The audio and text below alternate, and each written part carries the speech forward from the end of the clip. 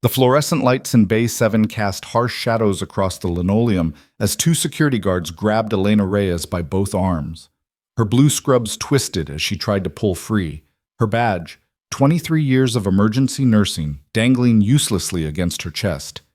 "Get your hands off me," she said, voice steady despite the chaos. But they didn't listen. They never did. At the main reception desk, a phone rang. Not the regular line, the red one. The one mounted inside a locked box that hadn't been opened in 14 years. The entire lobby went silent. Administrator Vincent Harlow stood in the ICU doorway, arms crossed, a smug smile playing at his lips. "Miss Reyes, you've crossed the line for the last time. Security, remove her from the premises. Immediately." But Elena wasn't looking at him. She was staring at the patient on the gurney behind her, a man covered in dirt and blood, unconscious, his vitals dropping fast. And she'd seen something no one else had noticed. The scars on his forearms weren't from the street. They were surgical. Military precision. Inside his jacket pocket, something blinked red twice, then went dark. Before we continue, I want to invite you to stay with me until the very end of this story. If you're hooked, hit that like button and drop a comment telling me what city you're watching from. I love seeing how far these stories travel. Now, let's get back to Elena's night from hell. Elena Reyes had seen death before. 23 years in emergency medicine meant she'd held hands through final breaths, called time of death on teenagers, and stitched up wounds that would haunt her for years. But tonight felt different. Tonight felt like standing on the edge of something that would either break her or prove she'd been right all along. The man on the gurney had been brought in an hour ago by two paramedics who looked more confused than concerned. "Found him behind the dumpsters on Ashford and 5th, one of them had said. "Looks homeless. Possible overdose, maybe hypothermia. Vitals are garbage." Garbage. That's what they'd called him. Elena had taken one look and known better. The man's hands were too clean beneath the grime. His muscle tone was too defined for someone living on the streets. And those scars, she'd seen enough veterans pass through Riverside General in Copperhill to recognize military markings when she saw them. She'd started triage immediately, ignoring the grumbles from Dr. Marcus Feinberg, the attending physician on duty. Feinberg was the kind of doctor who'd gone into medicine for the prestige, not the patients. He treated the ER like an inconvenience between golf games. "Reyes, we've got a multi-vehicle pileup coming in," Feinberg had snapped. "We need that bay clear." "He's crashing," Elena had replied, not looking up from the monitor. "I need 5 more minutes. You need to follow orders." That's when things had escalated. Elena had refused to move the patient, insisting something was wrong beyond the obvious presentation. The man's heart rate was erratic, in a pattern she'd never seen outside of classified briefings she'd attended during her stint with the National Disaster Medical System. His pupils weren't responding right. His breathing was too controlled for someone supposedly overdosing. Feinberg had gone straight to administration. Now here she was, security guards gripping her arms, while Vincent Harlow, a man who'd never touched a patient in his life, made decisions about life and death from behind a desk and a medical degree he'd bought at some Caribbean school. "Miss Reyes," Harlow said, his voice dripping with condescension, "your emotional attachment to every charity case that rolls through these doors has been noted, multiple times. But tonight, you've endangered actual patients by tying up critical resources for a vagrant who probably won't make it through the night anyway." Elena felt the guards tighten their grip. She could have fought back. Her father had been a boxing coach, and she'd spent her teenage years learning how to throw a punch. But that would have given them exactly what they wanted. Instead, she kept her voice level. "That man is not a vagrant. And if you move him before I stabilize him, he dies. That's not emotion, that's medicine." "You're a nurse, not a doctor," Feinberg interjected from behind Harlow. "You don't make those calls." The words hit like they always did. 23 years, and she was still just a nurse. Not that nursing wasn't noble, it was the backbone of healthcare, and she was damn proud of it, but the dismissal in his tone made it clear he thought her opinion worthless. "I'm a nurse who's been in emergency medicine longer than you've been out of medical school," Elena shot back. "And I'm telling you, that man has signs of acute radiation exposure, possible chemical agent contact, and a subcutaneous implant near his left clavicle that just activated." Silence dropped like a guillotine. Harlow's smile faltered. Radiation? Chemical agents? Miss Reyes, are you having some kind of breakdown? Check his labs. Look at his white count. Look at the pattern of his arrhythmia. This isn't street drugs. This is exposure to something weaponized. Security, Harlow said, his voice harder now. Remove her. Now. The guards started pulling her toward the door. Elena's feet skidded on the waxed floor as she twisted to keep the patient in view. His monitor was alarming, heart rate dropping, oxygen saturation falling. The crash cart was right there. She could save him if they'd just let her. The red phone rang. Everyone froze. The sound cut through the chaos like a blade. Elena had worked at Riverside General for over 2 decades and had never once heard that phone ring. She'd asked about it years ago and been told it was a federal emergency line, installed after 9/11, connected directly to Homeland Security and Military Command. It was tested monthly, but it had never actually been used. Until now. A young desk clerk named Ashley stood frozen behind the reception counter, staring at the locked box like it might explode. Her hand trembled as she fumbled for the key on her lanyard. Well, Harlow snapped. Answer it. Ashley's voice shook. Mr. Harlow, I need authorization to open this. Then I'm authorizing you. Answer the damn phone. The lock clicked. Ashley lifted the receiver, her face going progressively paler with each passing second. Yes, this is Riverside General. I understand. One moment, please. She looked up, her eyes wide and terrified. They're asking for the nurse in charge of the patient in Bay 7. They say it's a matter of national security. Every eye in the lobby turned to Elena.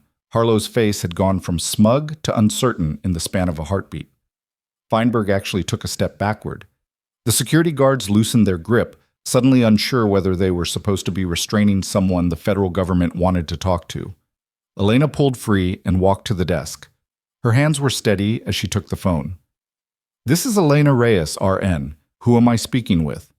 The voice on the other end was military, clipped, precise, no wasted words. Nurse Reyes, this is Colonel Sarah Vance, United States Strategic Command.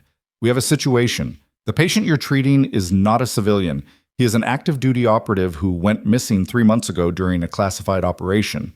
What's his current status? Elena's mind raced. 3 months missing. The scars, the implant, the exposure signs. It all clicked into place like puzzle pieces she'd been unconsciously assembling. He's critical. Heart rate 60 and dropping, respiratory distress, signs of systemic poisoning or radiation exposure. I tried to stabilize him, but hospital administration ordered me removed. There was a pause. Then, who gave that order? Vincent Harlow, hospital administrator, and Dr. Marcus Feinberg, attending physician. Put me on speaker. Elena hit the button. Colonel Vance's voice filled the lobby with an authority that made Harlow visibly flinch. This is Colonel Sarah Vance of STRATCOM. As of this moment, Riverside General is operating under federal emergency protocols. The patient in Bay 7 is Captain David Mercer, United States Army Special Operations. He is carrying intelligence that is critical to ongoing national security operations. Anyone who interferes with his medical care or attempts to remove him from that facility will be charged with obstruction of a federal investigation and potentially treason. Feinberg had gone white. We didn't know. You didn't listen, Vance cut him off. Nurse Reyes identified the situation correctly, and you attempted to have her forcibly removed. That ends now. Nurse Reyes, you are hereby authorized to take whatever medical action you deem necessary. A military medical team is en route. ETA 7 minutes. Keep him alive until they arrive. The line went dead. Elena handed the phone back to Ashley and turned to face Harlow and Feinberg. Neither man could meet her eyes. The security guards had already backed away, suddenly very interested in the floor tiles. Bay 7, Elena said quietly. Now. No one stopped her this time. She moved fast, scrubbing in while barking orders at the nursing staff who'd been watching the drama unfold. Kathy, I need a crash cart and intubation kit. Marcus, not you, Dr. Feinberg. Marcus from respiratory. Get me a ventilator set for ARDS protocol. And someone call the lab, tell them I need a full tox screen, complete blood count, and radiation exposure markers stat. The patient, Captain David Mercer, she corrected herself, was deteriorating rapidly. His lips had taken on a bluish tint. The monitor showed ventricular tachycardia beginning to organize into something that would kill him in the next 60 seconds if she didn't act. Elena grabbed the defibrillator paddles. Clear! The shock jolted his body. The rhythm didn't change. Charge to 300. Clear! Another shock. This time the rhythm broke, stuttered, then settled into something almost normal. His oxygen levels started climbing. Not great, but no longer actively dying. She worked with the efficiency of someone who'd done this 10,000 times, placing an endotracheal tube with one smooth motion, securing the airway, adjusting the ventilator settings. Her hands moved on autopilot while her mind processed the larger implications. Captain David Mercer, Special Operations, missing for 3 months, carrying critical intelligence. What the hell had he been into? The implant near his clavicle. She'd felt it when she'd first examined him, a small, hard mass under the skin that didn't belong. It had activated, she was certain now, some kind of emergency beacon. That's why the Pentagon had called. They'd been tracking him, waiting for that signal. But why had he ended up behind a dumpster in Copper Hill? What had happened in those 3 months? And what intelligence was he carrying that made the federal government scramble a medical team with a 7-minute response time? Outside, the sound of rotor blades began to cut through the rain. Elena looked up through the window. 3 helicopters were descending toward the hospital parking lot, sleek, black, military grade. Not medevac. These were assault choppers, the kind that carried special forces into hot zones. This wasn't just a rescue. This was an extraction under hostile conditions, which meant someone didn't want Captain Mercer to make it out alive. The realization hit her like ice water. She turned to Kathy, who was adjusting an IV line. Lock the bay doors. No one comes in without military ID. Elena, what? Do it. Now! Kathy moved fast, hitting the emergency lock system. The pneumatic seals hissed into place just as the first helicopter touched down outside. Elena could see figures in tactical gear spilling out, moving with the kind of coordinated precision that came from years of training. But she could also see something else. In the parking garage across the street, a van with tinted windows sat idling. It hadn't been there when she'd arrived for her shift. And as she watched, the side door slid open, revealing 3 men in civilian clothes carrying weapons that definitely weren't civilian. "Oh, God," Kathy whispered, seeing them too. Elena's mind went into overdrive. The hospital was about to become a battlefield, and she had a patient who couldn't be moved. She needed to protect him, needed to buy time for the military team to get inside, needed to... The power went out. Emergency lighting kicked in immediately, bathing everything in red. But the monitors, the ventilator, the IV pumps, they all went silent as the backup generator failed to engage. Someone had cut the power. Someone who knew exactly how to cripple a hospital's emergency systems. Elena grabbed the manual resuscitator bag and started ventilating Mercer by hand. "Kathy, get me the portable monitor from the supply room. Move!" Gunfire erupted outside. Not the sharp crack of pistols, but the heavy thump of automatic weapons. Elena heard screams from the lobby, then the distinctive sound of flashbang grenades. The tactical team was engaging the hostiles. But how many were there? And how long before they breached the ICU? The bay doors shuddered under impact. Someone was trying to ram them open. Elena made a decision. She couldn't protect Mercer here. The room was a trap.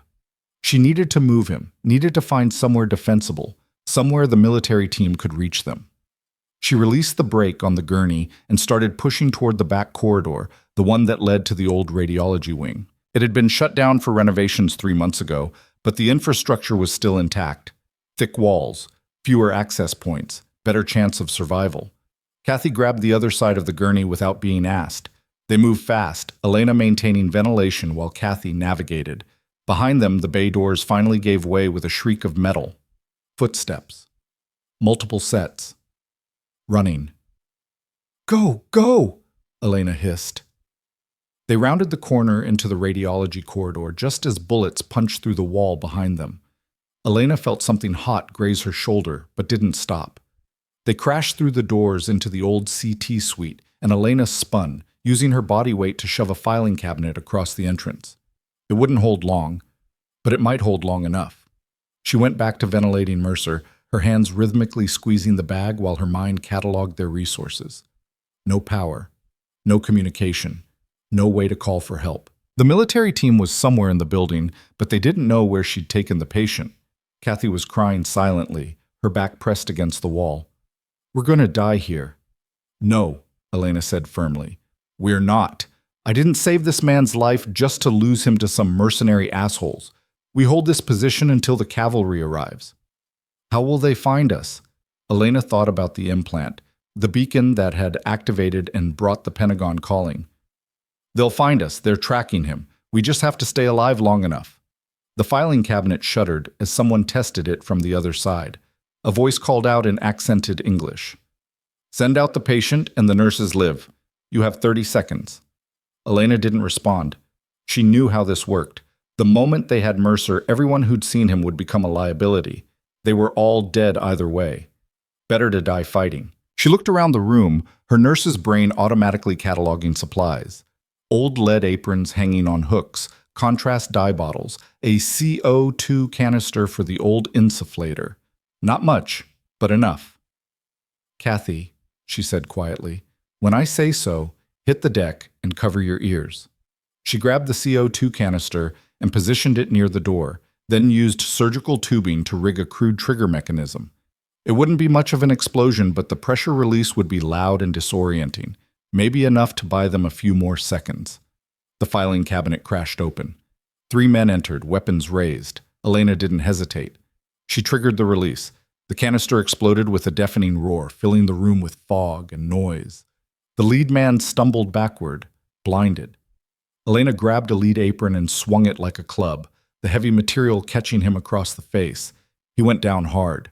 The second man raised his weapon, but Kathy, terrified but brave, threw a contrast dye bottle that shattered against his goggles.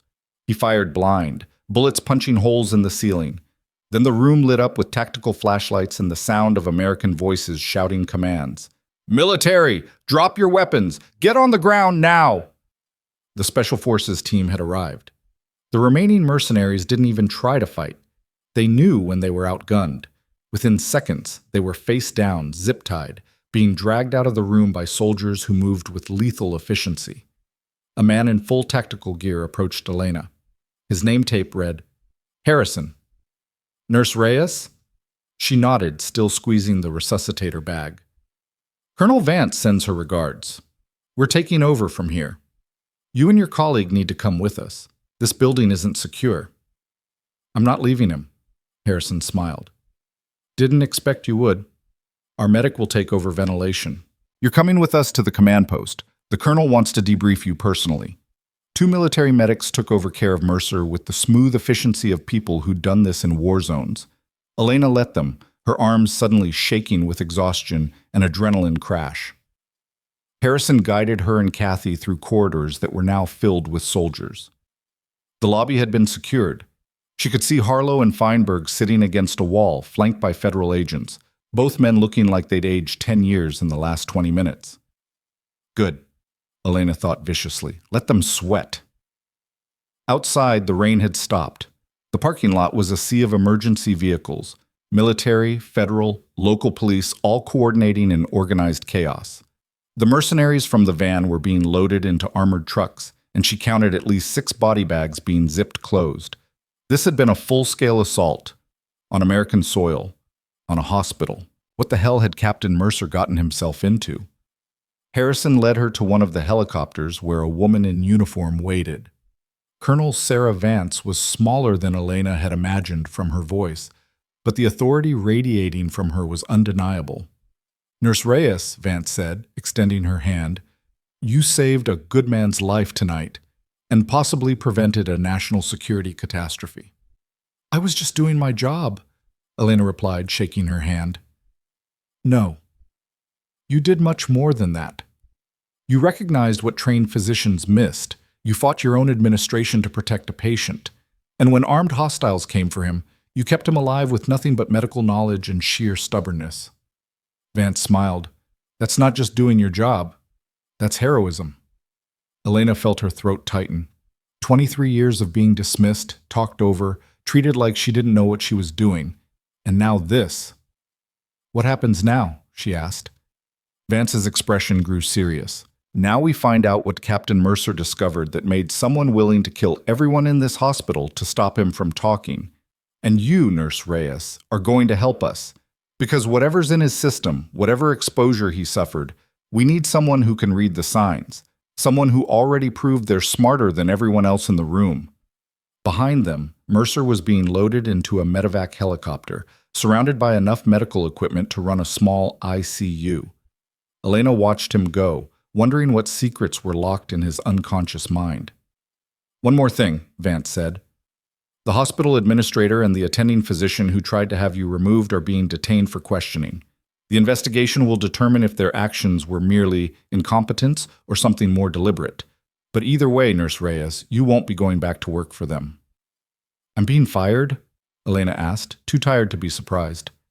No, you're being recruited. We need people like you. People who see what others miss. People who don't back down when lives are on the line. Vance pulled out a card and handed it to Elena. Think about it. When you're ready, call that number. We'll talk about what comes next. Elena took the card, her fingers numb. 23 years in emergency medicine, and her life had just changed in the space of a single shift. Across the parking lot, she saw Harlow being led away in handcuffs. An FBI agent was reading him his rights. Feinberg sat alone on a curb, his head in his hands, his career in ruins. Justice, Elena thought, didn't always come when you wanted it. But when it finally arrived, it was thorough.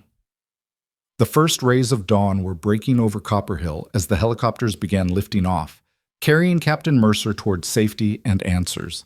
Elena watched them go, still wearing her blood-stained scrubs, still carrying the weight of a night that had proven everything she'd ever known about herself. She wasn't just a nurse, she was a soldier in her own right, fighting a different kind of war.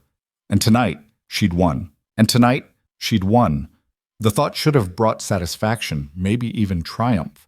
But as Elena stood in the pre-dawn light watching the last helicopter disappear into the bruised sky, all she felt was a bone-deep exhaustion that went beyond the physical.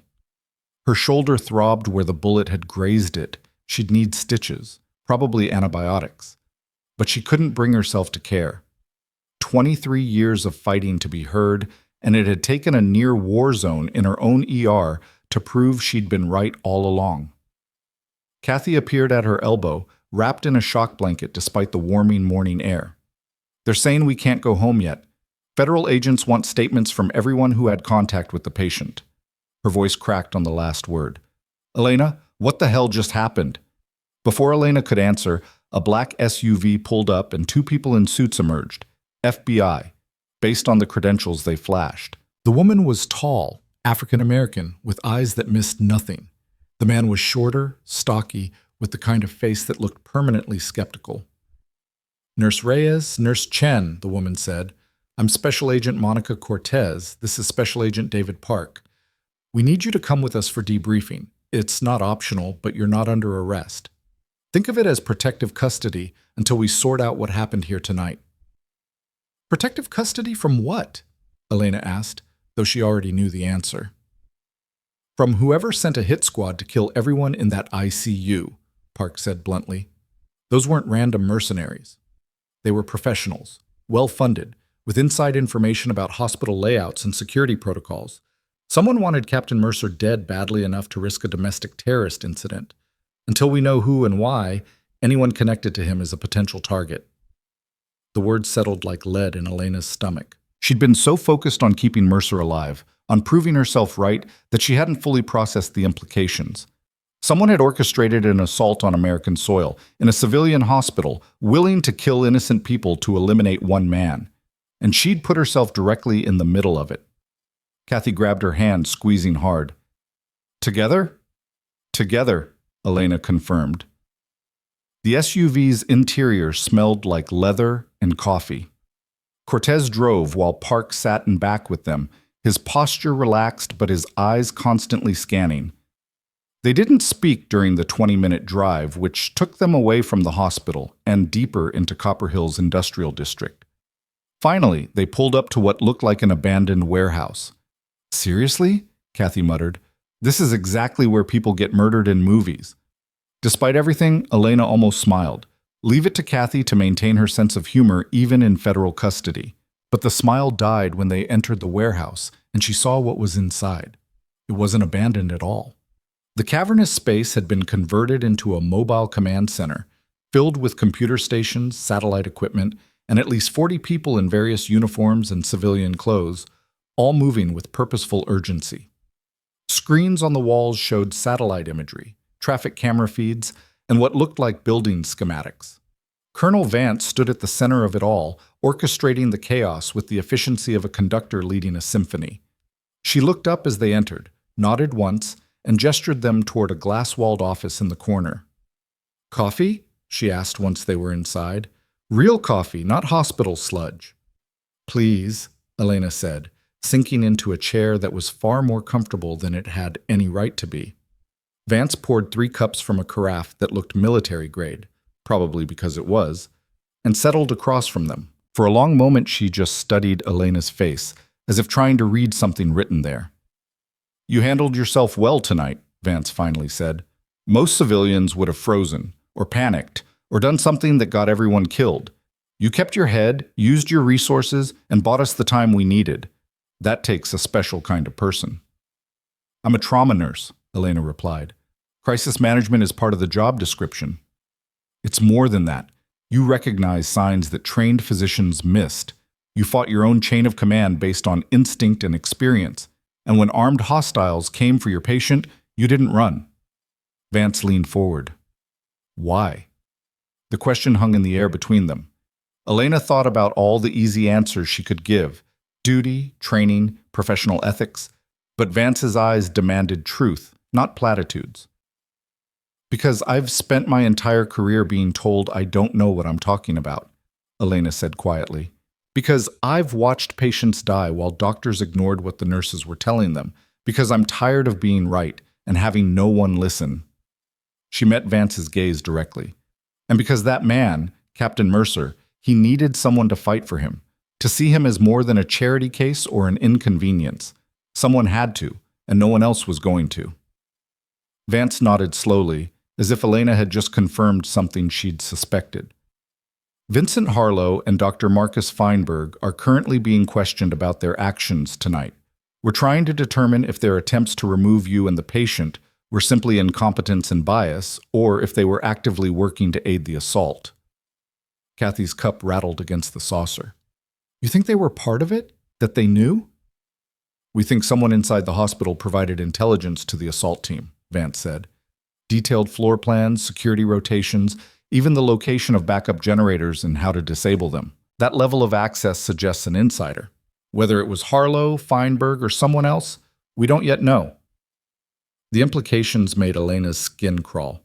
She'd worked with these people for years, shared shifts, eaten lunch in the cafeteria, attended the same training seminars. The idea that one of them had been feeding information to mercenaries, had known there would be an attack, and done nothing to warn anyone. "What about the other patients?" Elena asked suddenly. "The ER was full tonight, the multi-vehicle pileup." "Everyone's accounted for," Vance assured her. "Minor injuries, a few people treated for shock. The assault team was surgical in their approach. They wanted Mercer, and they were willing to kill to get him, but they weren't interested in mass casualties, which tells us something important." "That they're professionals," Park interjected from where he'd been standing by the door. "Not terrorists or ideologues, professionals working a contract. Kill the target, retrieve any intelligence he's carrying, get out. Civilian casualties would have brought too much heat." Elena processed this. "So someone hired them. Someone with enough money to fund a military-grade assault team and enough motivation to risk it on American soil." "Exactly." Vance stood and walked to a screen on the wall, tapping it to life. Captain Mercer's face appeared, a military ID photo showing a man in his late 30s with dark hair, sharp features, and eyes that had seen too much.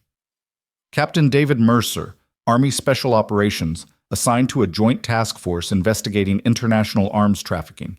3 months ago, he went dark during an undercover operation in Eastern Europe. No contact, no check-ins, nothing. We assumed he was compromised, possibly dead."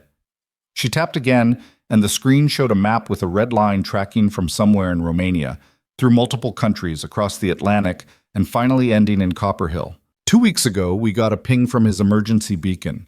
Brief, encrypted, suggesting he was mobile and trying to make his way back. Then nothing again until tonight, when the beacon activated in your ER. What was he investigating? Elena asked. Vance's expression turned grim. An organization called the Syndicate. Yes, they're actually that cliché about it, that specializes in selling military-grade weapons to the highest bidder. But not just guns and missiles. Chemical agents, biological weapons, even nuclear material. They're ghosts, operating through shell companies and middlemen. We've never been able to penetrate their organization or identify their leadership. Until Mercer, Elena said, understanding dawning. Until Mercer.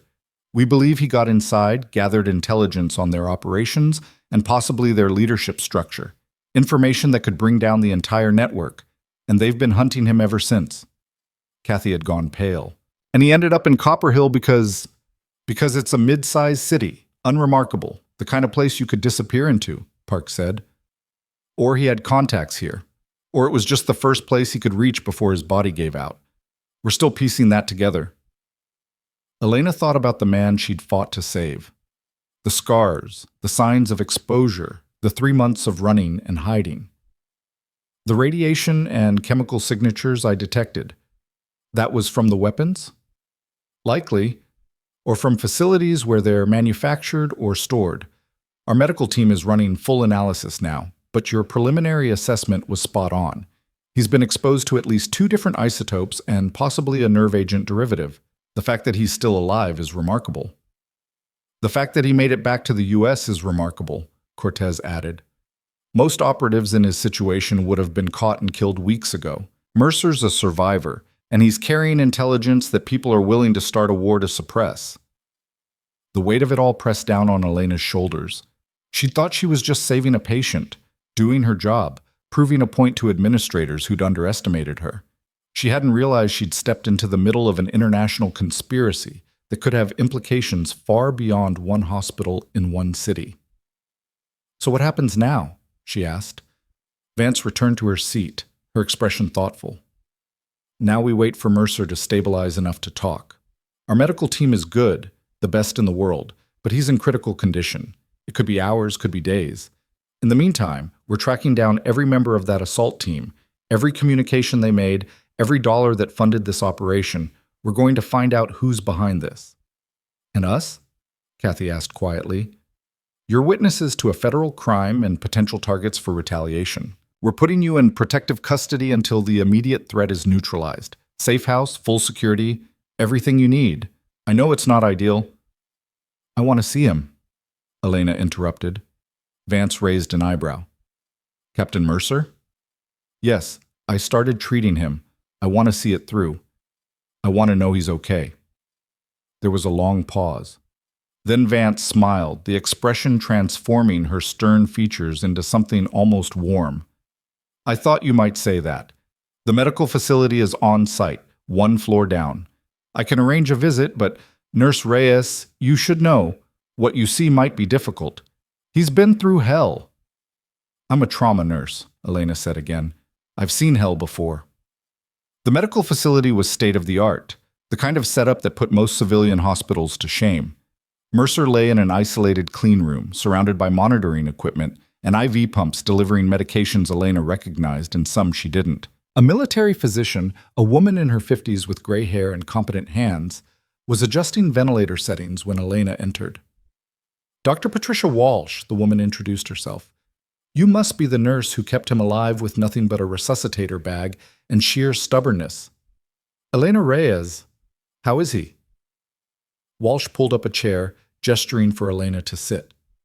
Alive, which is more than I expected when I first saw his labs. You were right about the radiation exposure. We're seeing damage consistent with acute exposure to cesium-137 and strontium-90. The chemical markers suggest contact with a weaponized nerve agent, probably Novichok or a derivative. His kidneys are struggling, his liver enzymes are elevated, and his white blood cell count is in the basement. Prognosis? Guarded. He's young, strong, incredibly resilient. With aggressive treatment and time, he might recover. But Elena, Walsh's expression turned serious. He's also showing signs of torture, old fractures that healed poorly, burn marks, evidence of sustained physical trauma. Whatever he went through in those 3 months, it wasn't just running and hiding. Elena looked at the man in the bed, trying to reconcile the broken body with the intelligence operative who'd somehow made it home despite everything.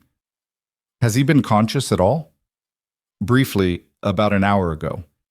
He was agitated, confused, kept trying to tell us something but couldn't form coherent words.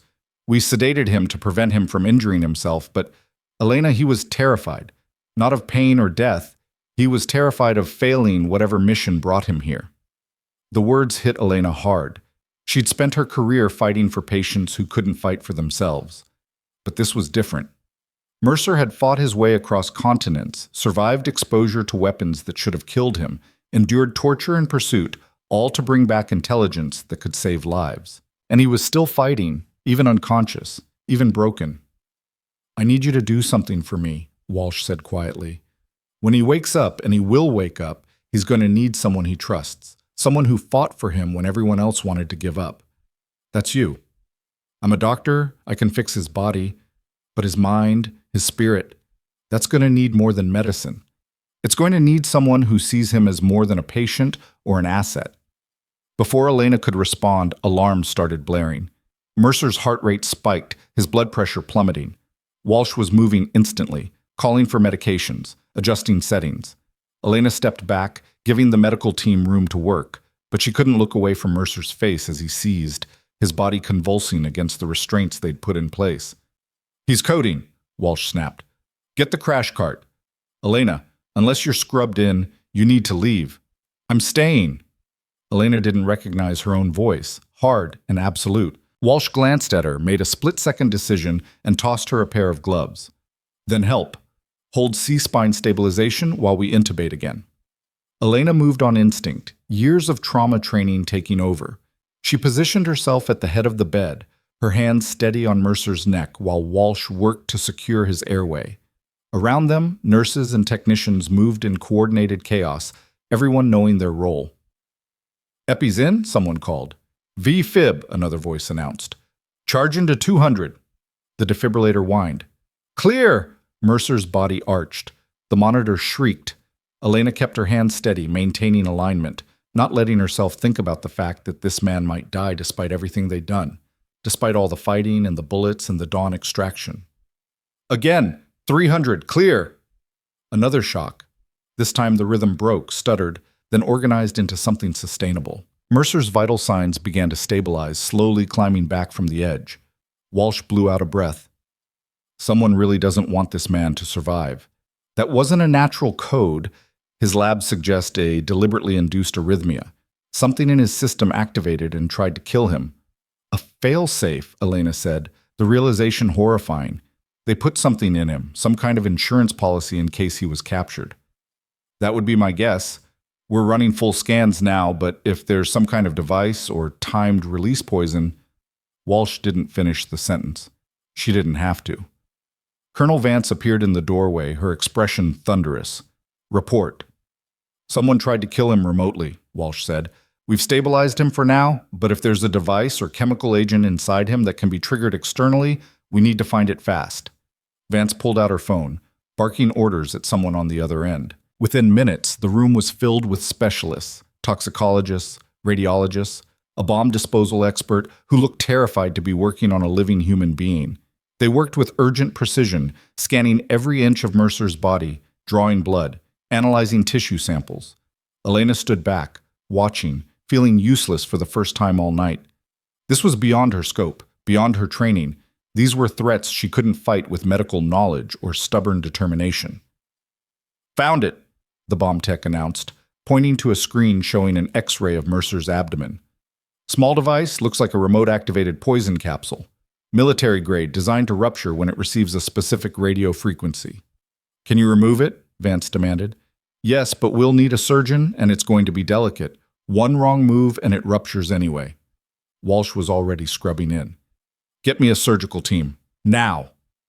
The next 2 hours were the longest of Elena's life. She watched through observation glass as Walsh and a military surgeon worked to remove the device from Mercer's abdomen, every movement calculated, every second critical. Kathy stood beside her, silent support, while Vance paced like a caged tiger. Finally, Walsh emerged, holding a sealed container with something small and lethal inside. Got it. He's stable. But whoever put this in him had access to cutting-edge technology and surgical skill. This wasn't field medicine. This was done in a proper facility by someone who knew exactly what they were doing. The syndicate, Vance said. They have resources, money, access to everything. They probably implanted this when they first captured him, insurance in case he escaped. Which he did, Elena said. But they've been tracking him this whole time, waiting for the right moment to activate it. Cortez appeared slightly out of breath. We just intercepted communications. Someone inside the building sent a signal approximately 30 minutes before the code event. We're tracing it now, but they knew exactly when to trigger the device for maximum effect. The implications were staggering. Someone here, Elena said slowly, in this facility, working for them. A mole. Vance's voice was ice. In my operation. Park, lock this facility down. No one in or out. I want every person here accounted for and vetted. Cortez, trace that signal. Find out who sent it. And someone get me the security footage from the last 6 hours. The warehouse erupted into controlled chaos. Elena watched as federal agents began systematically interviewing everyone present, checking credentials, reviewing access logs. The mole could be anyone, a technician, an agent, even one of the medical staff, someone who'd been embedded deep enough to gain trust and access. Kathy clutched Elena's arm. This is insane. This is actually insane. Welcome to my world, Vance said grimly. This is what we deal with, enemies who infiltrate, who corrupt, who turn our own people against us. The syndicate isn't just arms dealers, they're a cancer, and they've metastasized into every level of society. Then how do you fight them? Elena asked. By being smarter, more determined, more willing to do what's necessary. Vance turned to face her fully. Which is why I'm going to make you an offer, Nurse Reyes. When this is over, when Mercer is safe and the immediate threat is neutralized, I want you to consider joining us, not as a nurse, though we need those too, but as an operative. Someone with your skills, your instincts, your ability to see what others miss. You're wasted in a civilian hospital. Elena opened her mouth to respond, but before she could, every screen in the facility went dark. The lights flickered once, twice, then held on emergency power. What the hell? Vance started. Then the screens came back on, all of them showing the same image. A symbol Elena didn't recognize, some kind of serpent wrapped around a sword. And below it, text in block letters. Return what you stole, or everyone dies. The message stayed for exactly 10 seconds, then vanished, replaced by normal feeds. But the threat lingered in the air like smoke. Vance was already on her phone. I want full cyber forensics on that intrusion. Find out how they breached our systems and shut it down. And someone check on Mercer. An explosion rocked the building, throwing Elena to the ground. Her ears rang, her vision blurred. Through the smoke and chaos, she heard screams, gunfire, the distinctive sound of flashbangs. They were under attack. Again. And this time, the enemy was already inside. Elena's training kicked in before conscious thought could catch up. She grabbed Kathy and rolled them both behind a bank of computer terminals as automatic gunfire raked across the workspace. Glass shattered, monitors exploded in showers of sparks, and someone nearby screamed in agony. The acrid smell of burning electronics mixed with cordite and blood. "Stay down!" Elena hissed, pressing Kathy flat against the floor. Her mind cataloged injuries by sound alone. The wet cough meant punctured lung. The high-pitched keening meant abdominal trauma. The silence from the corner meant someone was already gone. Vance was moving, weapon drawn, shouting commands that cut through the chaos like a blade. Active shooter protocol, secure the medical wing, someone get eyes on those explosions. Elena risked a glance over the terminal. 3 figures in tactical gear were advancing through the smoke, weapons raised, firing in controlled bursts. They moved like professionals, covering each other, clearing angles with military precision. But something was wrong with the picture. Their gear was American. Their movements suggested U.S. military training, and one of them was wearing a badge she recognized from earlier. Agent Park. The realization hit like ice water. The mole wasn't some faceless technician or random staff member. It was a federal agent, someone who'd been sitting in the SUV with them, who'd listened to their debriefing, who'd had access to everything. "Vance, Elena shouted. "Park! It's Park!" The colonel's head snapped around just as Park raised his weapon toward her. She dove sideways, his shots missing by inches, and returned fire in one smooth motion. Park ducked behind a support pillar, and suddenly the warehouse was a war zone. Federal agents scrambling for cover, trying to distinguish friend from enemy in the smoke and confusion. Elena pulled Kathy toward the back wall where a red emergency exit sign glowed through the haze. They had to get out, had to get to safety, had to.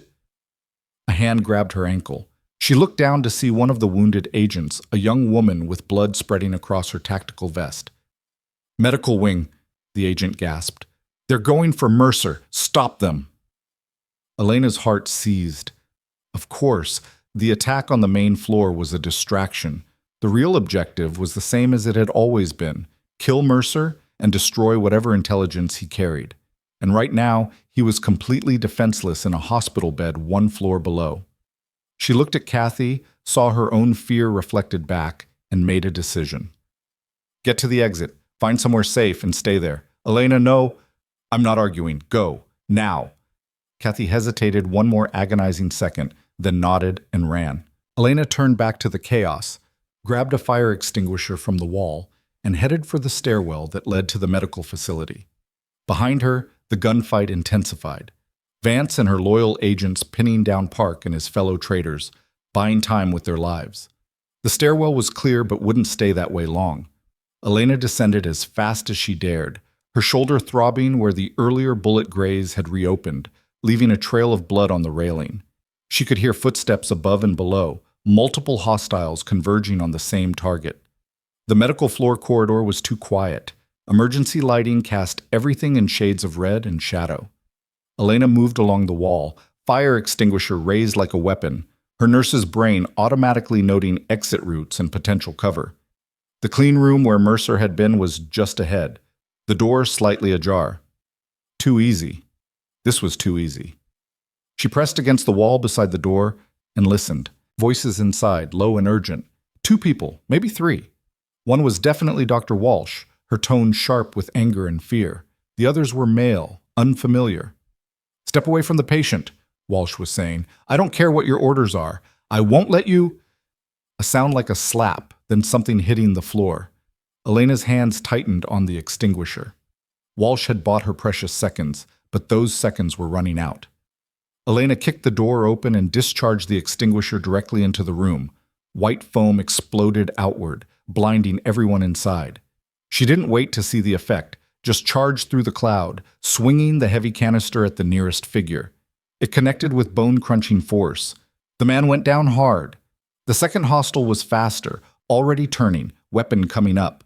Elena threw the empty extinguisher at his head and dove for Walsh, pulling the older woman behind the hospital bed where Mercer lay unconscious, completely unaware that people were dying around him. Bullets punched through medical equipment, shredding IV bags, destroying monitors. Alarms wailed. Elena felt something hot graze her ribs but didn't stop moving. She grabbed a metal tray from the crash cart and hurled it like a discus. It caught the shooter in the throat and he stumbled backward, choking. Walsh was already moving despite her injuries, hitting the emergency lockdown for the clean room. Heavy steel shutters began descending over the windows and door. They had maybe 10 seconds before the room was sealed. "Can he be moved?" Elena demanded. "Not safely, but we don't have a choice." Walsh was disconnecting monitors, capping IV lines with the speed of someone who'd worked in combat zones. "Help me with the portable ventilator." They worked in desperate tandem, converting Mercer's bed into a mobile unit. Elena could hear more footsteps in the corridor, more voices. The shutters were halfway down. 5 seconds. "Go!" Walsh shoved Elena toward the shutters. "Get him out! There's a service elevator at the end of the hall. It goes straight to the loading dock. I'll hold them here." "I'm not leaving you." "You are, because he's more important than both of us combined." Walsh pressed something into Elena's hand, a USB drive. He gave this to me before he coded, said it was everything. Proof of the syndicate's operations, their leadership, their buyers. This is what they're trying to destroy. Get it to Vance. Now go. Elena wanted to argue, wanted to fight, but Walsh's expression left no room for debate. She grabbed the gurney and pushed it toward the narrowing gap under the shutters. They made it through with inches to spare, the steel slamming down behind them with a finality that made Elena's chest ache. Behind the sealed door, she heard gunfire, heard Walsh's voice, defiant to the end. Then silence. Elena ran. The gurney was heavy, awkward, but adrenaline and pure stubborn will kept her moving. The service elevator was exactly where Walsh had said, and by some miracle, it was still functional. Elena pulled Mercer inside and hit the button for the loading dock, her hand shaking so badly she could barely manage it. The elevator descended with agonizing slowness. Elena used the time to check Mercer's vitals, adjust his oxygen, make sure the portable ventilator was functioning. His face was gray, his breathing shallow, but he was alive. Still alive despite everything. The USB drive felt like it weighed 1,000 pounds in her pocket. Everything, Walsh had said. The intelligence that Mercer had suffered for, that people had died protecting. And now it was Elena's responsibility to deliver it. The elevator lurched to a stop. The doors opened onto a concrete loading dock lit by a single flickering bulb. Beyond it, Elena could see the rain had started again, turning the night into sheets of silver. No vehicles. No backup. Just empty darkness and the sound of distant sirens. She pushed the gurney out into the rain, water immediately soaking through her scrubs. Her shoulders screamed, her ribs burned where the bullet had grazed them, but she kept moving toward the street, had to get to safety, had to find Vance, had to... Headlights blazed to life, blinding her. A vehicle emerged from the shadows, a black panel van with tinted windows. Elena's heart sank. She'd run right into an ambush. The van's side door slid open and a figure jumped out. For one horrible moment, Elena thought it was another hostile. Then she recognized the face. Kathy. "Get in!" Kathy shouted over the rain. "I hotwired a van from the parking lot. Come on!" Elena had never been so happy to see anyone in her life. Together, they manhandled the gurney into the van. Kathy slammed the door and jumped into the driver's seat. "Where are we going?" "Away from here. Anywhere away from here."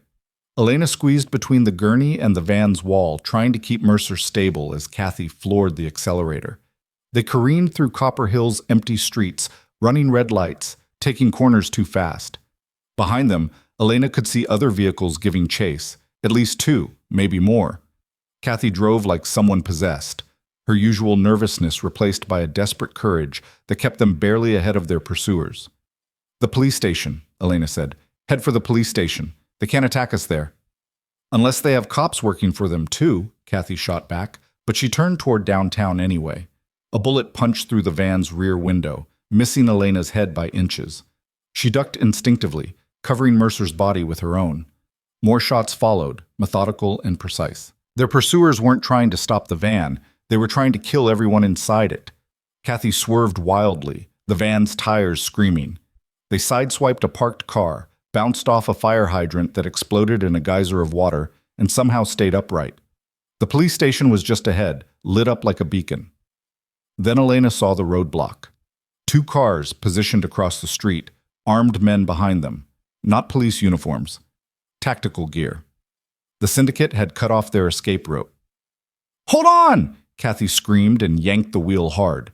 The van jumped the curb, crashed through a chain-link fence, and bounced across what looked like a construction site. Behind them, their pursuers tried to follow, but one vehicle hit a concrete barrier and flipped, tumbling in a spectacular spray of metal and glass. They emerged onto a side street Elena didn't recognize. Industrial buildings, closed businesses, no people. Kathy's hands were white-knuckled on the wheel, her breathing ragged. Where now? Elena's mind raced. The police were compromised. The federal facility was under attack. They couldn't go to a hospital. Too obvious, too vulnerable. They needed somewhere defensible, somewhere unexpected, somewhere... "The old Meridian Hotel," she said suddenly. "It's been abandoned for years, but the structure's still solid. I worked a call there once. I know the layout. We can ford up, buy time for help to arrive." "If help is coming," Kathy muttered, but she turned toward the old downtown district. The Meridian Hotel loomed against the rain-dark sky, a relic from Copperhill's more prosperous past. 15 stories of Art Deco grandeur slowly rotting away, windows broken, facade crumbling. Kathy pulled the van around to the service entrance and killed the engine.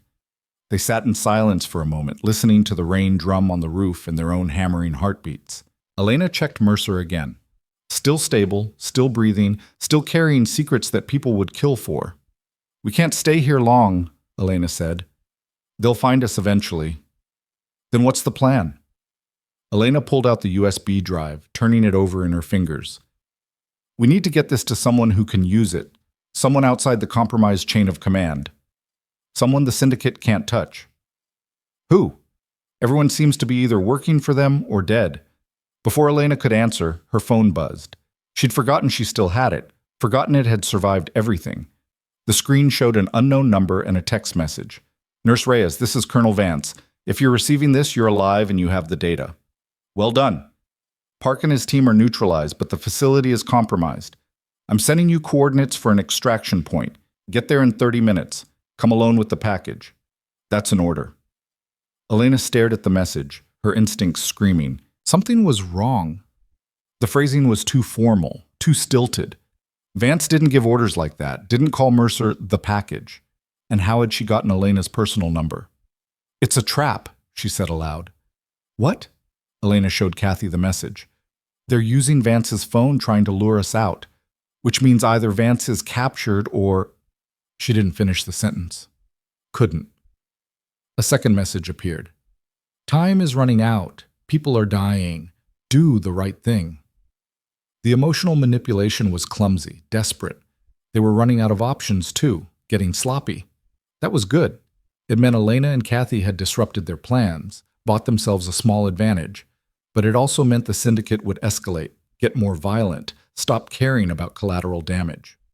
Elena made a decision. She pulled out the USB drive and handed it to Kathy. "You need to run. Get as far from here as you can. Find a computer, copy everything on this drive, and upload it everywhere. News sites, social media, WikiLeaks, everywhere. Make it impossible to suppress." "What about you?" "I'm staying with him." Elena looked at Mercer's unconscious form. "Someone has to. And maybe I can buy you time, lead them away." "That's suicide." "That's the job." Elena smiled without humor. "I didn't become a nurse to abandon patients when things got hard. I'm not starting now." Kathy's eyes filled with tears, but she nodded and clutched the USB drive like it was the most precious thing in the world, which, in a way, it was. "There's a 24-hour internet cafe 3 blocks south. If I can get there—" An explosion rocked the building, showering them with dust and debris. Elena grabbed the gurney as the van tilted sideways, its tires shredded by the blast. Through the broken windows, she could see figures approaching, too many to count, all armed, moving in coordinated formation. They'd been found. "Go!" Elena shoved Kathy toward the service exit. "Run, and don't look back." Kathy hesitated one heartbeat, then disappeared into the rain. Elena watched her go, hoping desperately that she'd make it, that the sacrifice would mean something.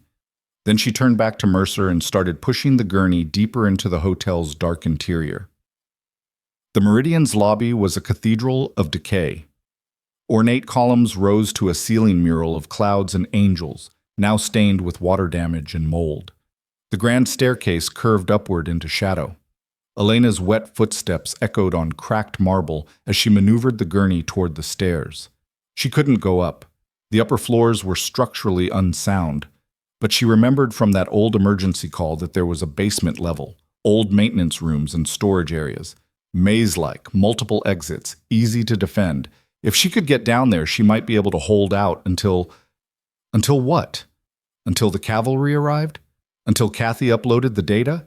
Until Mercer woke up and saved himself? Elena didn't have answers. She just had stubborn determination and a patient who needed her. The basement access was behind what used to be the concierge desk. Elena found the door, still solid despite decades of neglect, and forced it open. Concrete stairs descended into absolute darkness. No power, no lights, just the faint glow of emergency strips on Mercer's portable equipment. She navigated the stairs carefully, letting the gurney down one step at a time, her muscles screaming with the effort. Her injuries were catching up to her. The bullet graze on her shoulder had definitely reopened. Her ribs were possibly cracked, and she was pretty sure she had a concussion from one of the earlier explosions. But pain was just information, and right now she had more important things to worry about. The basement was exactly as she remembered, a warren of corridors and rooms that had once housed the hotel's mechanical systems. Elena chose a maintenance room near the center, far from any entrance, with a heavy door that could be barricaded. She pulled Mercer inside and started fortifying their position using whatever she could find: old filing cabinets, broken furniture, lengths of pipe. As she worked, she kept checking his vitals. Oxygen saturation was dropping. The portable ventilator's battery was at 30%. They had maybe 2 hours before critical systems started failing. 2 hours to either be rescued or die trying. Elena sat on the floor next to the gurney, catching her breath, letting herself feel the fear she'd been suppressing. 23 years of emergency nursing, and it had come to this. Hiding in a basement with a dying patient while killers search for them in the dark. "I don't know if you can hear me," she said quietly to Mercer, "but we're in a bad situation. I've done everything I can to keep you alive, but I'm just a nurse. I don't know how to fight a war. I don't know how to stop these people. All I know is that you survived 3 months of hell to bring back something important, and I'll be damned if I let them take that away from you now." Mercer didn't respond, didn't move. But Elena imagined she saw his chest rise just a little stronger, his pulse strengthened just a fraction on the monitor. Footsteps echoed in the corridor outside. Multiple sets, moving systematically, clearing rooms. They were close. Elena positioned herself between the door and Mercer's gurney. She had no weapons except her medical knowledge and the element of surprise. It would have to be enough. The door handle rattled. Then a voice muffled through the metal.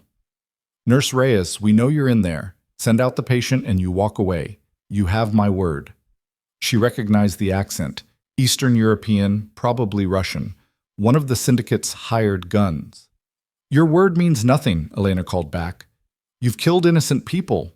You've corrupted federal agents. You've turned my hospital into a war zone. I'm not giving you anything." Silence. Then, "You're very brave or very stupid. Either way, you're going to die here." "Everyone dies somewhere," Elena replied. "Might as well be while doing something that matters." The door shuddered under impact. They were trying to ram it open. Elena braced herself, her mind cycling through scenarios. They'd get through eventually. The barricade would slow them, but not stop them. When they did, she had maybe 30 seconds before they overwhelmed her position. She could try to run, drag Mercer deeper into the basement's maze, but that would just delay the inevitable and put more strain on his already failing systems. She could surrender, hope they'd honor their word about letting her live. But that was fantasy. She'd seen too much, knew too much. She was a liability they'd eliminate. Or she could fight. The door crashed open, the barricade collapsing inward. 3 men entered, weapons raised, flashlights cutting through the dark. Elena didn't give them time to acquire targets. She grabbed the portable oxygen tank and hurled it at the nearest man's head. It connected with a satisfying crunch, and he went down. The second man fired, but Elena was already moving, using the gurney as cover. Bullets sparked off metal. She grabbed a piece of broken pipe and swung it in a wide arc, catching him across the knees. He screamed and fell. The third man was faster, smarter. He sidestepped her attack and brought his weapon up center mass. Elena saw her death in his eyes, saw his finger tighten on the trigger. Then his head exploded. The sound of the gunshot came a fraction of a second later, echoing through the basement. The man collapsed, and behind him a figure emerged from the corridor, weapons still raised. Colonel Vance, covered in blood and dust, looking like she'd fought through hell itself to get here. "Took you long enough?" Elena managed, her voice shaking. Vance lowered her weapon and surveyed the scene, the bodies, the makeshift fortification, Mercer unconscious on the gurney, and Elena standing over him like a guardian angel with a pipe. "Dr. Walsh got a message out before she died. Told me you had the data and Mercer. Told me you'd go to ground somewhere defensible." She looked around the maintenance room. "Didn't expect you to pick somewhere quite this defensible." "I'm a trauma nurse. We improvise." Elena's legs finally gave out and she sat down hard on the floor. Walsh, she gave her life buying you time. Park and his team are dead. We lost good people tonight, but we stopped them from destroying the intelligence Mercer brought back. Thanks to you. Elena pulled out her phone. They sent me a message, using your number, trying to lure me out. Vance's expression darkened. They took my phone during the assault, used it to track communications and send false orders. We've since locked down all channels, but the damage was done. She keyed her radio. This is Vance. I have the package and Nurse Reyes, requesting immediate medical evacuation and tactical support at the Meridian Hotel, basement level. The radio crackled. Copy that, Colonel. Inbound in 3 minutes. 3 minutes? They just had to survive 3 more minutes. But 3 minutes was an eternity when you were surrounded by enemies in the dark. The basement erupted in gunfire as more syndicate operatives poured in, having tracked Vance's signal. The colonel returned fire, her shots precise and economical, each one finding a target. Elena dragged Mercer's gurney behind a concrete support pillar, using her body to shield him from stray bullets. A grenade bounced into the room, hissing.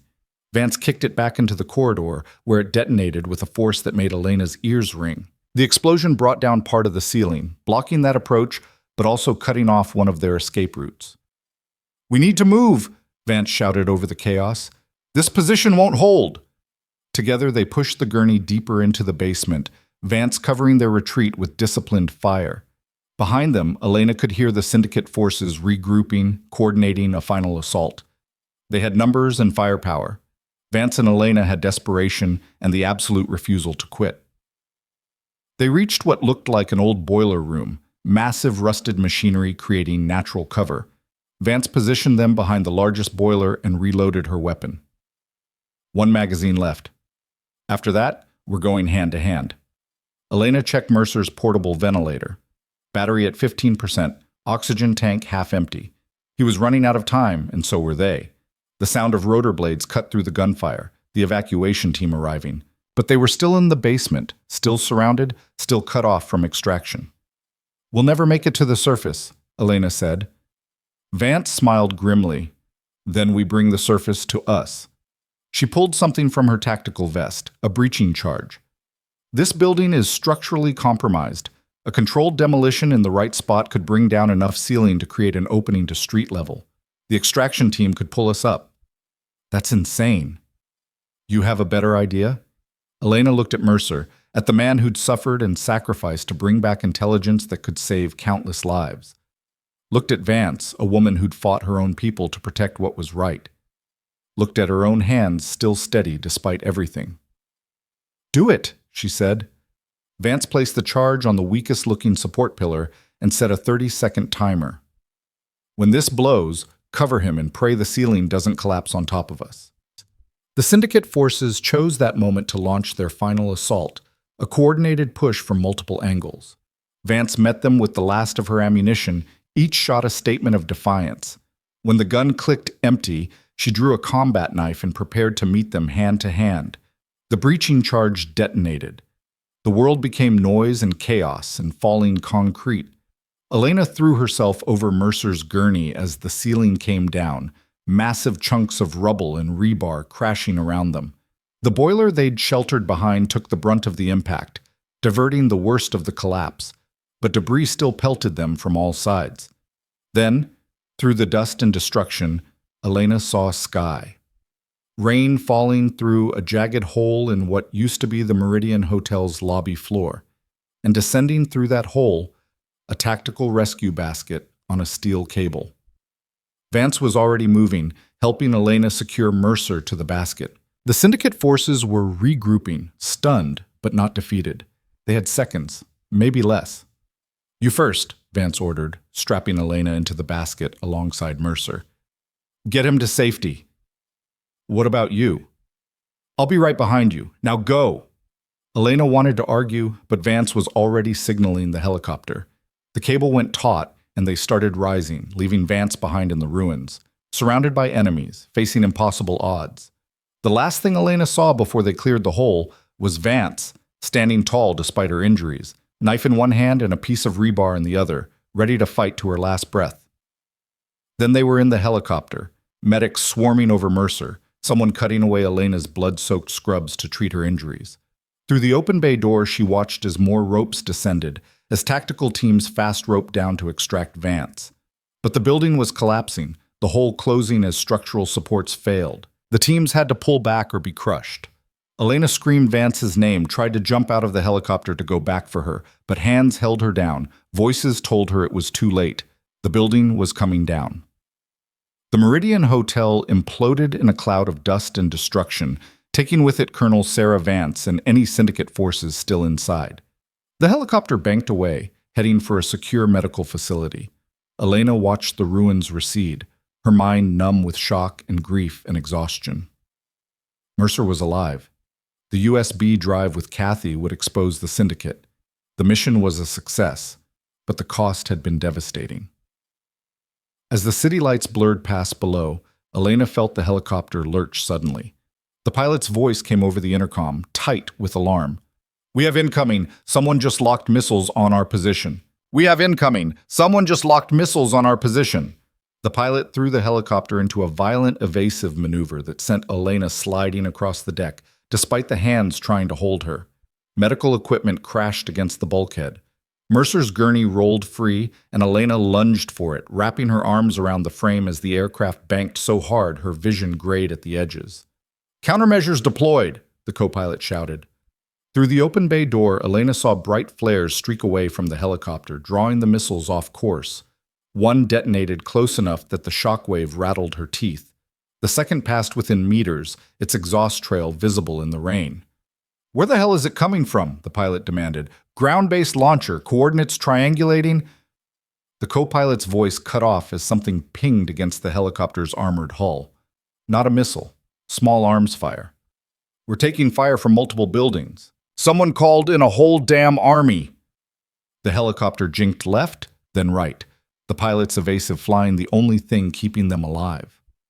Elena clung to Mercer's gurney, watching monitors flash warnings about his deteriorating vitals. The portable ventilator's battery was down to 8%. His oxygen saturation was dropping, and every violent maneuver was putting more stress on his already failing body. A medic crawled over to her, his face pale. "We can't treat him like this. We need to land." "If we land, we die," Elena shouted back. Another missile lock alarm shrieked. The pilot dove toward the city streets, using buildings as cover, flying between skyscrapers at speeds that should have been impossible.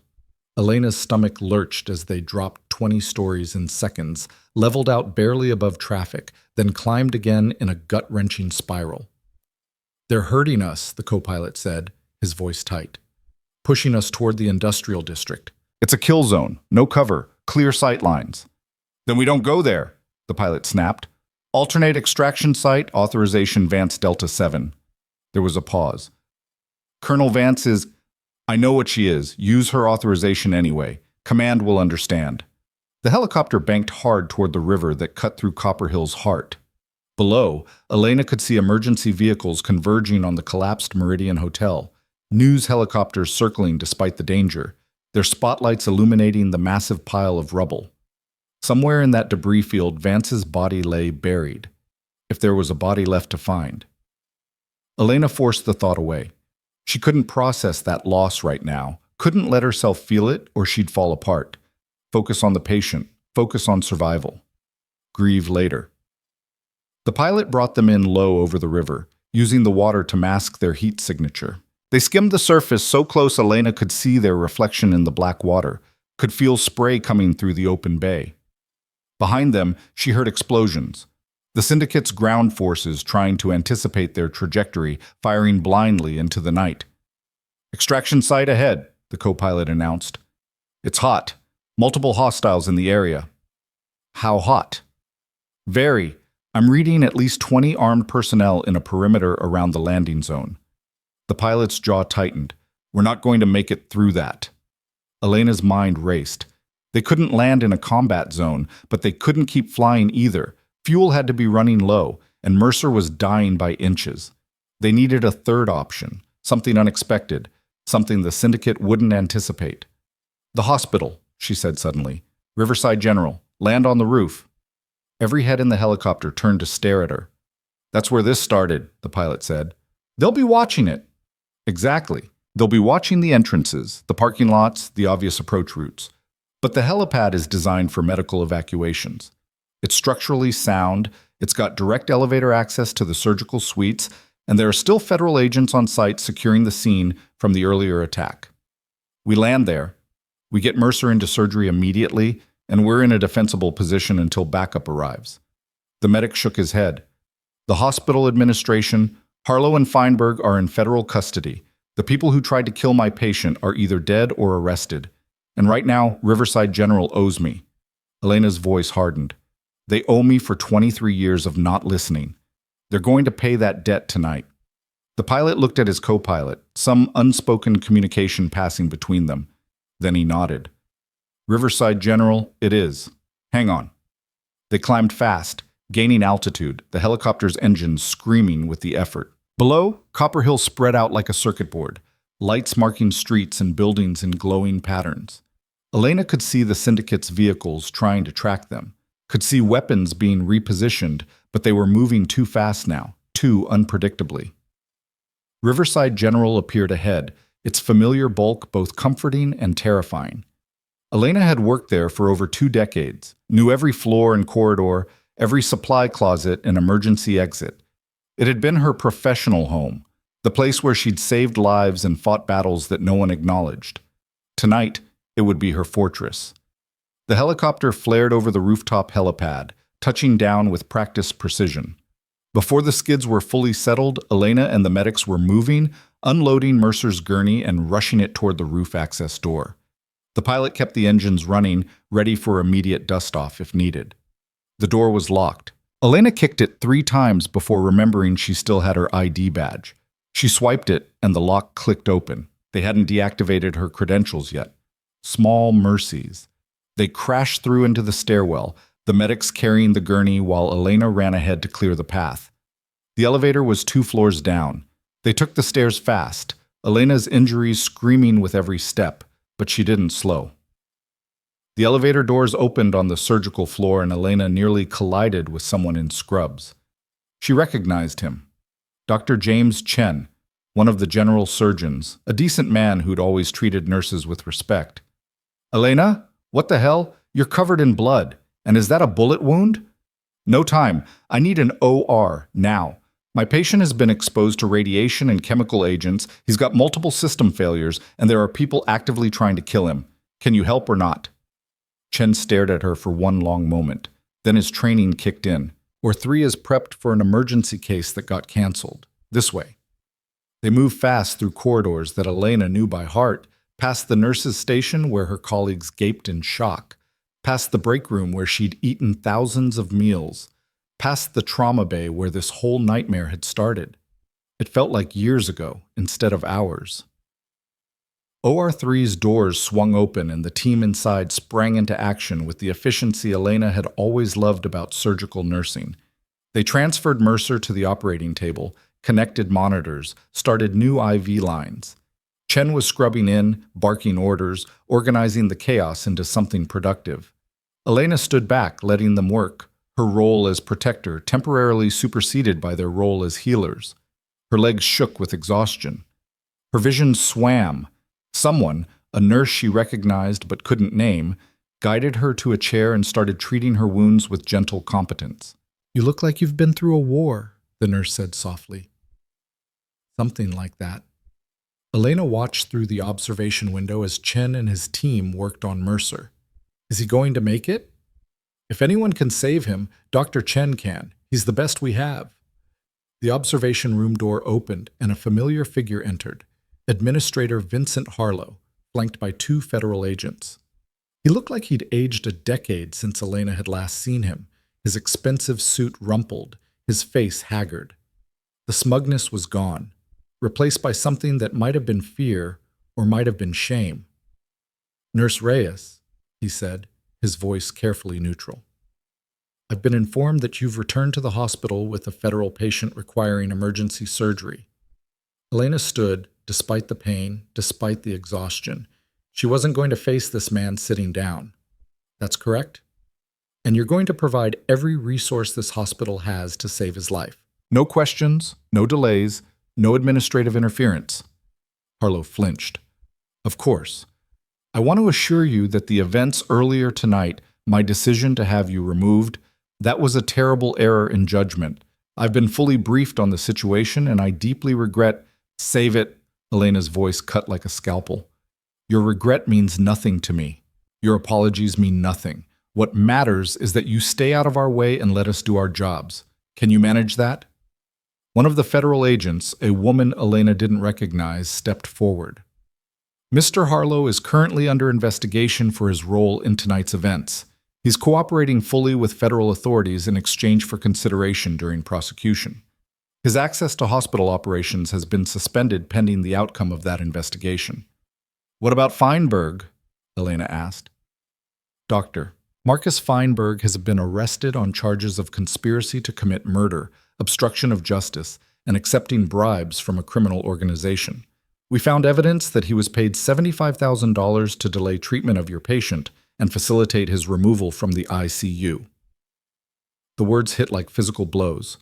Feinberg had been paid to let Mercer die, had accepted money to abandon his Hippocratic oath, to betray everything medicine stood for. Elena had known he was arrogant and dismissive, but this level of corruption— How long? She asked quietly. How long was he working for them? We're still investigating, but preliminary evidence suggests at least 18 months. He provided information on patients who might be intelligence assets, facilitated deaths that looked like medical errors, even helped smuggle weapons-grade pharmaceuticals out of the hospital pharmacy. Elena felt sick. For 18 months, a murderer had been working in her ER, and she'd never suspected. How many patients had died because of him? How many families had been told it was just bad luck, just complications, just one of those things that happens? The observation window showed Mercer's surgery proceeding, Chen's hands moving with practiced precision. At least this patient would survive. At least she'd managed to save one life from the corruption that had infected her hospital. An alarm sounded. Not medical, but the hospital's general emergency system. The PA crackled to life. Security alert. Unauthorized personnel detected in the parking structure. All staff shelter in place. This is not a drill. The federal agents drew their weapons. They found us. How many entrances to this floor? Elena's mind automatically mapped the surgical suite. 3 stairwells, 2 elevators, and the skywalk that connects to the medical office building. But you can lock down the surgical floor. There are security doors that seal in case of biohazard. Hit the red button by the nurse's station. One agent ran to comply. Within seconds, heavy steel doors began descending over every access point, sealing the surgical floor off from the rest of the hospital. They were trapped, but so were the syndicate's forces. They'd have to breach those doors to get to Mercer, and breaching would take time. How long can those doors hold, Wilshis? The remaining agent asked. Against hospital security? Forever. Against determined assault? Maybe 20 minutes if they brought serious equipment. Then we hold for 20 minutes. The agent keyed her radio. This is Agent Sarah Mendoza on site at Riverside General. We have a federal asset in active surgery and hostiles breaching the facility, requesting immediate tactical response. The radio crackled with interference, then a voice Elena recognized. Agent Mendoza, this is Colonel Sarah Vance. Help is on the way. Hold your position. Elena's heart stopped. That's impossible. Vance was in the building when it collapsed. She's very much alive, Vance's voice cut through the radio. Battered, buried under 3 tons of rubble for 30 minutes, and extremely pissed off, but alive. The tactical team pulled me out right before the final collapse. I've been coordinating the response ever since. Relief flooded through Elena so powerfully, her knees almost buckled. Vance was alive. They hadn't lost her. What's your ETA? Mendoza asked. 8 minutes. We're inbound with a full tactical response team and air support. The syndicate forces at your location are the last holdouts. We've neutralized their leadership and cut off their support network. This is their final play. Through the floor, Elena felt vibrations, explosions, or breaching charges getting closer. The syndicate was fighting their way up through the hospital, destroying security doors, overwhelming whatever resistance they encountered. 8 minutes suddenly felt like an eternity. Chen appeared in the observation room doorway, still in surgical garb, his face grave. He's stable for now, but I need at least another hour to complete the surgery. If we move him before then, he dies, Elena finished. We know. We're buying you that hour. How? Elena looked at the federal agents, at Harlow cowering in the corner, at the surgical suite where Chen's team continued working despite the approaching threat. Then she looked at the nurse who'd been treating her wounds, young, maybe mid-20s, eyes wide with fear, but hands steady. What's your name? Elena asked. Morgan. Morgan Reyes. The girl smiled nervously.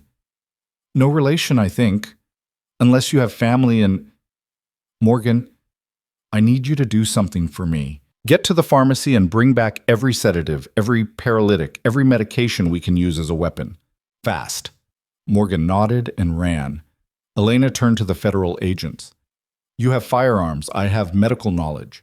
Between us, we're going to make this floor a nightmare for anyone who tries to breach it. Mendoza's expression shifted from skepticism to respect. What do you have in mind? Hospitals are full of things that can hurt you if used wrong. Oxygen lines become flamethrowers, cleaning chemicals become weapons. Even IV bags can be weaponized if you know what you're doing. Elena's voice was steady, certain. I've spent 23 years learning how to save lives in this building. Tonight, I'm going to use that same knowledge to protect one. The first breach came at the south stairwell. The security door buckled under sustained fire, then exploded inward in a shower of metal fragments. Syndicate operatives poured through, weapons raised, moving in trained formation. They made it 3 steps before Elena triggered the oxygen line she'd rigged to ignite when the door opened. A wall of flame erupted across the corridor, forcing them back. The sprinkler system activated immediately, but Elena had already moved to the next defensive position. The second breach was at the elevator shaft. They'd cut through the doors and were climbing the cables. Agent Mendoza dropped flashbangs down the shaft, the concussive blasts in that enclosed space devastating. Screams echoed upward. The third breach was at the skywalk. They came in fast, expecting lighter resistance. Instead, they found Morgan had spread a mixture of pharmaceutical-grade lubricants across the floor. 3 men went down hard, sliding into walls. Elena and Mendoza were waiting, using tranquilizer darts loaded with enough sedative to drop a horse. Not lethal. Elena was still a nurse, still bound by her oath to do no harm, but effective. But there were too many. For every syndicate operative they stopped, 2 more appeared. They were being overwhelmed by sheer numbers, pushed back toward the surgical suite where Chen and his team worked desperately to save Mercer. Elena found herself back-to-back with Mendoza in the corridor outside OR3, both of them nearly out of ammunition and improvised weapons. A dozen armed men advanced on their position, weapons raised, victory in their eyes. Been an honor, Mendoza said quietly. Likewise. Elena raised the last tranquilizer dart, knowing it wouldn't be enough. Then the ceiling exploded. Not from below, from above. Ropes dropped through the hole and tactical operators fast roped down, landing in combat crouches, weapons blazing. The syndicate forces were caught in a crossfire, cut down with ruthless efficiency. Within 30 seconds, the corridor was secure. Colonel Vance descended last, covered in concrete dust and dried blood, her left arm in an improvised sling, but very much alive and very much in command.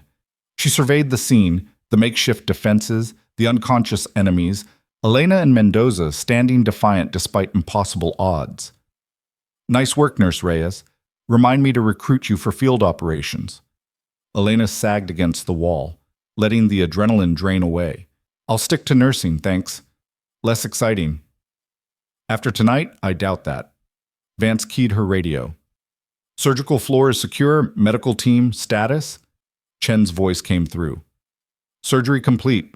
Patient is stable and being moved to ICU. He's going to live. The words hung in the air like a benediction. Mercer was going to live.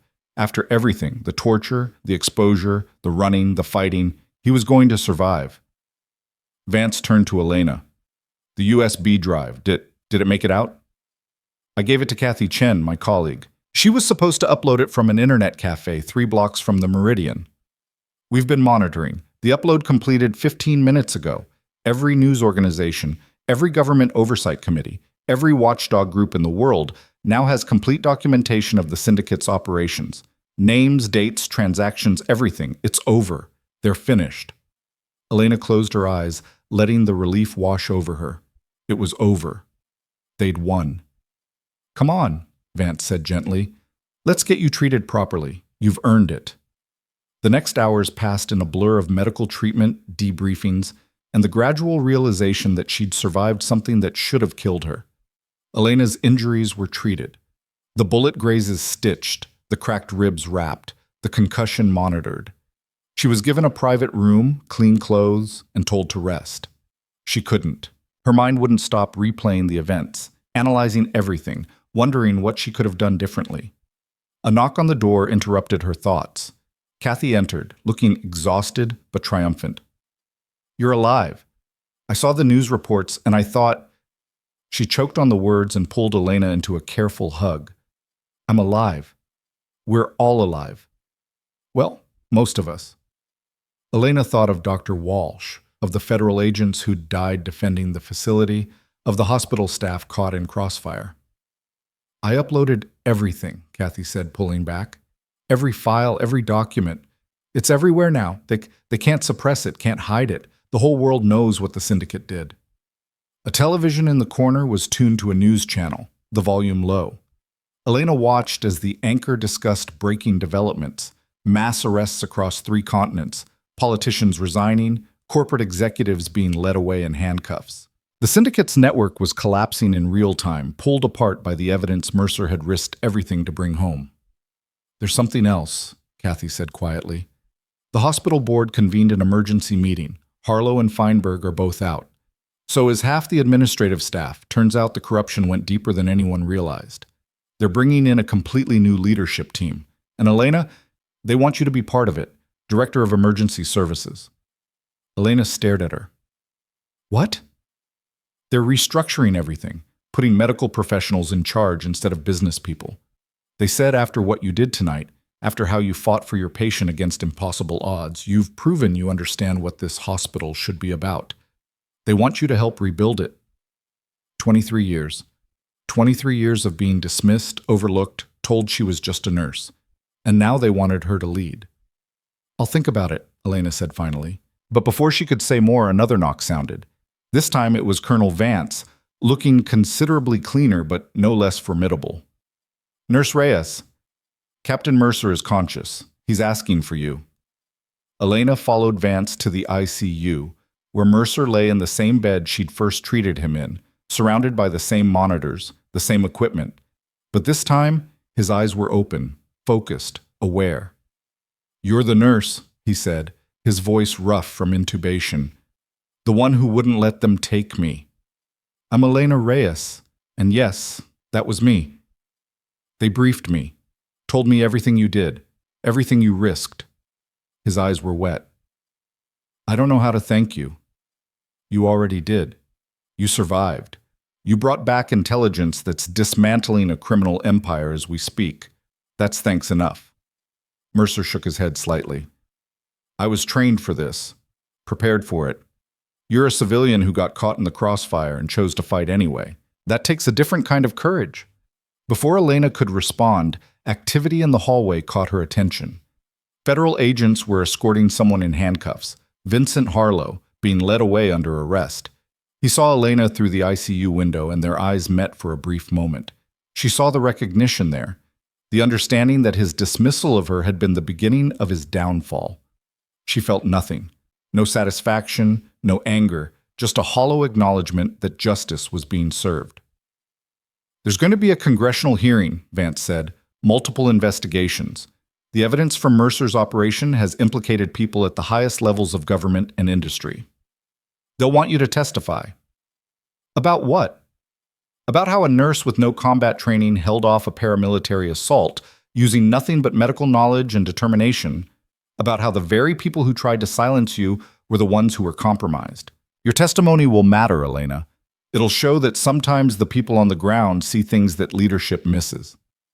Elena looked at Mercer, at the man she'd fought so hard to save. "Will he have to testify?" "Extensively. He's the key witness to everything the syndicate did.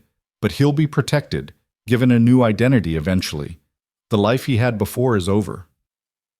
What about my life? Elena asked quietly. After all this, after the testimony and the investigations, what happens to me? Vance smiled. That depends. You could go back to nursing, take that director position, rebuild Riverside General into something worthy of its staff. Or you could join us. Use your skills in service of something bigger. Either way, Elena, you're not going to be underestimated again. The choice hung in front of her, two paths diverging. But before she could contemplate it further, alarms started blaring throughout the ICU. Not medical alarms. Security. Vance's radio crackled. Colonel, we've got a situation. Someone just accessed the hospital's network remotely. They're inside our systems. Lock it down. Now. We're trying, but they're good. Really good. They're bypassing our security protocols like they're not even there. Through the ICU windows, Elena watched as computer screens throughout the floor flickered and changed, all displaying the same message. You destroyed our organization. Now we destroy yours. The real syndicate was never the people you arrested. They were just employees. We are the board, and we are everywhere. The screens went dark. Then every phone in the ICU rang simultaneously. Vance answered hers, her face going pale as she listened. When she hung up, her hands were shaking. That was the Director of National Intelligence. Someone just uploaded classified documents to the internet. Personnel files, operational details, identities of every undercover operative in our network. Hundreds of agents exposed, and the upload came from inside this hospital. Elena felt ice in her veins. From where? Vance checked her tablet, tracking the signal. Her expression shifted from confusion to horror. From this room. From Mercer's IV pump. They all turned to look at the equipment surrounding Mercer's bed. The IV pump's display showed normal medication delivery, but when Vance pulled up its diagnostic interface, they found sophisticated transmission equipment hidden inside. They got to him again, Elena whispered. When? How? During surgery, Mercer said, his voice hollow. Dr. Chen, one of the surgical nurses handed him equipment. I remember seeing it through the sedation, thinking something was wrong, but I couldn't speak, couldn't warn anyone. Vance was already pulling up the surgical suite security footage, scanning through the recording. There, a nurse Elena didn't recognize, handing Chen a device that looked like standard surgical equipment, but wasn't. And Chen had used it, had implanted it in Mercer without knowing. Get me Dr. Chen, Vance ordered, and find that nurse. Now. But even as agents scattered to comply, Elena knew it was too late. The damage was done. The syndicate, the real syndicate, the puppet masters who'd been operating in the shadows, had struck back. They'd let Mercer be rescued, let the evidence be exposed, let their lower-level operatives be arrested, all while positioning themselves for this final devastating counterattack. And they'd used Elena's hospital, her colleagues, her trust in the system to do it. The phone in Elena's pocket buzzed, a text from an unknown number. Well played, Nurse Reyes. But the game isn't over. We'll be in touch. The phone in Elena's pocket buzzed. A text from an unknown number. Well played, Nurse Reyes, but the game isn't over. We'll be in touch. Elena stared at the message, her exhaustion evaporating as cold clarity took its place. They'd been played. Every victory, every arrest, every piece of exposed evidence. It had all been theater. The real power had been watching from the shadows, using the chaos to eliminate their competition and simultaneously compromise the very agencies hunting them. Vance was already mobilizing, barking orders into her radio, but Elena could see the defeat in her eyes.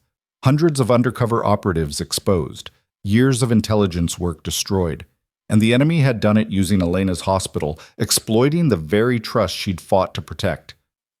We need to remove that device, Elena said, moving toward Mercer's IV pump. Don't touch it. Vance grabbed her arm. It could be rigged to deliver a lethal dose if tampered with. We need the bomb squad. We don't have time.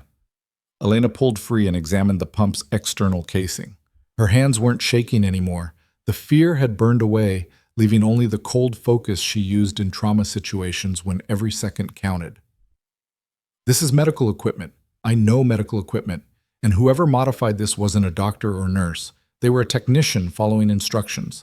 They made it functional, but they didn't make it perfect.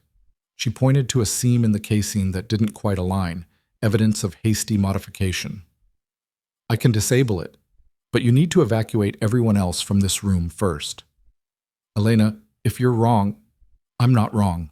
I've been doubted my entire career and I've been right every time when it mattered. Trust me now. Vance held her gaze for 3 long seconds. Then she nodded and began clearing the ICU. Within a minute, only Elena and Mercer remained, the rest of the medical staff and security personnel watching anxiously through the observation windows. You don't have to do this, Mercer said quietly. You've already saved my life twice.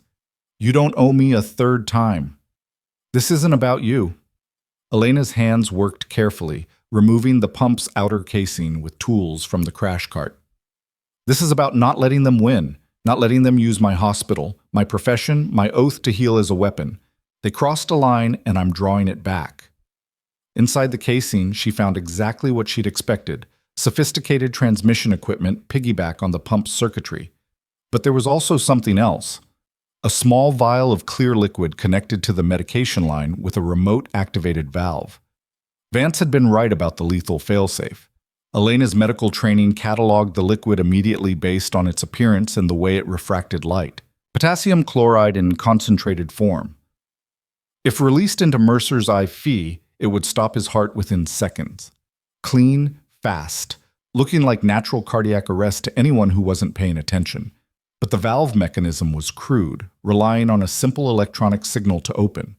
Elena traced the wiring, found the relay switch, and carefully disconnected it. The valve stayed closed. The failsafe was neutralized. Now the transmission equipment, she murmured, working with steady hands.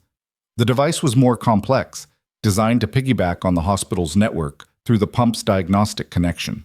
She couldn't destroy it without potentially losing the intelligence it contained. Information about who'd built it, where the signal went, who was on the other end. Instead, she isolated it, using the pump's own circuitry to create a closed loop that would make the device think it was still connected while actually feeding it dummy data. Let the syndicate's puppet masters think they still had eyes inside the hospital. Let them feel secure while federal agents trace the signal back to its source. It's done, Elena said, stepping back. The device is isolated and the failsafe is disabled. Your tech people can extract it safely now. Vance returned with a team of specialists who swarmed the equipment, documenting everything, carefully removing components for analysis. Elena watched them work, her body finally registering the accumulated damage of the past 12 hours. She swayed and Mercer reached out to steady her. Sit down before you fall down, he said, the ghost of a smile on his face. Doctor's orders? Well, patient's orders. Same thing. Elena sat, letting the exhaustion wash over her. Through the observation window, she could see activity ramping up. Federal agents mobilizing, tech specialists analyzing data streams, military personnel securing the hospital's perimeter. The counteroffensive was beginning. Vance's phone rang. She answered, listened, and her expression shifted from grim to something approaching satisfaction. Understood. Proceed with the operation. She hung up and turned to Elena. That signal you isolated? Our cyber team just traced it to its source. An office building in Geneva, Switzerland, and we're not the only ones who found it. She pulled up a live news feed on her tablet. Elena watched as armed Swiss police surrounded a gleaming corporate tower, escorting men in expensive suits out in handcuffs. The chyron read, International Conspiracy Exposed, Arrests in Global Arms Trafficking Network. The data Mercer brought back included financial transactions, Vance explained. Shell companies, offshore accounts, money trails leading back to legitimate corporations. When the syndicate's board made their countermove tonight, they exposed their own location.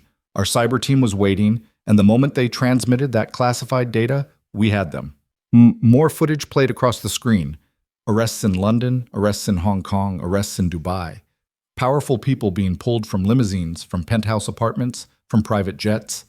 The syndicate's board, the real puppet masters, were being dismantled in real time across a dozen countries. It's coordinated, Vance continued. Every intelligence agency that had operatives exposed is now moving simultaneously against the people who exposed them. There's nowhere for the board to run, no jurisdiction they control absolutely. They've just declared war on every major government simultaneously, and they're losing. Elena watched in numb fascination as the arrests continued. These weren't street soldiers or mid-level operatives. These were CEOs of multinational corporations, members of parliament, even a former cabinet secretary from a European government. The syndicate had infiltrated the highest levels of legitimate power, and now that infiltration was being torn out by the roots. Dr. Chen has been cleared, Vance added. The nurse who handed him the modified equipment was a plant hired 2 weeks ago under false credentials. She's in custody now, cooperating in exchange for leniency.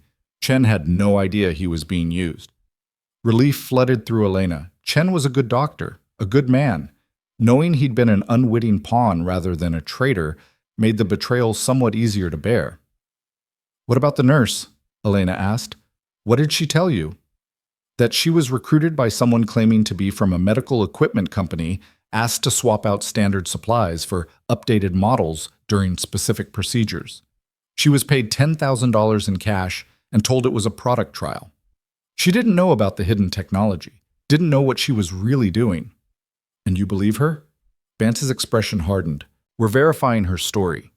But even if she's telling the truth, ignorance isn't innocence. She took money to bypass protocol, and that choice contributed to a national security breach. She'll face consequences." A commotion in the hallway drew their attention. Hospital security was escorting someone onto the floor. A woman in her 60s, silver hair pulled back in a severe bun, wearing an expression of absolute authority. Elena recognized her from news coverage, Senator Patricia Holloway, chair of the Senate Intelligence Committee. She swept into the ICU, her gaze taking in Mercer, Elena, and Vance with equal assessment. "Captain Mercer, I'm glad to see you alive. Your country owes you a debt that can never be repaid." Mercer inclined his head. "Just doing my duty, Senator." "Your duty almost got you killed a dozen times over. That goes well beyond the call." Holloway turned to Elena. "And you must be Nurse Reyes, the woman who started a war to save one patient." "I didn't start anything," Elena replied. "I just refused to abandon someone who needed help." "Don't diminish what you did. I've read the reports, watched the security footage, reviewed the evidence. You identified a critical threat that trained physicians missed. You fought your own administration to protect your patient. You held off armed assaults using medical knowledge as a weapon.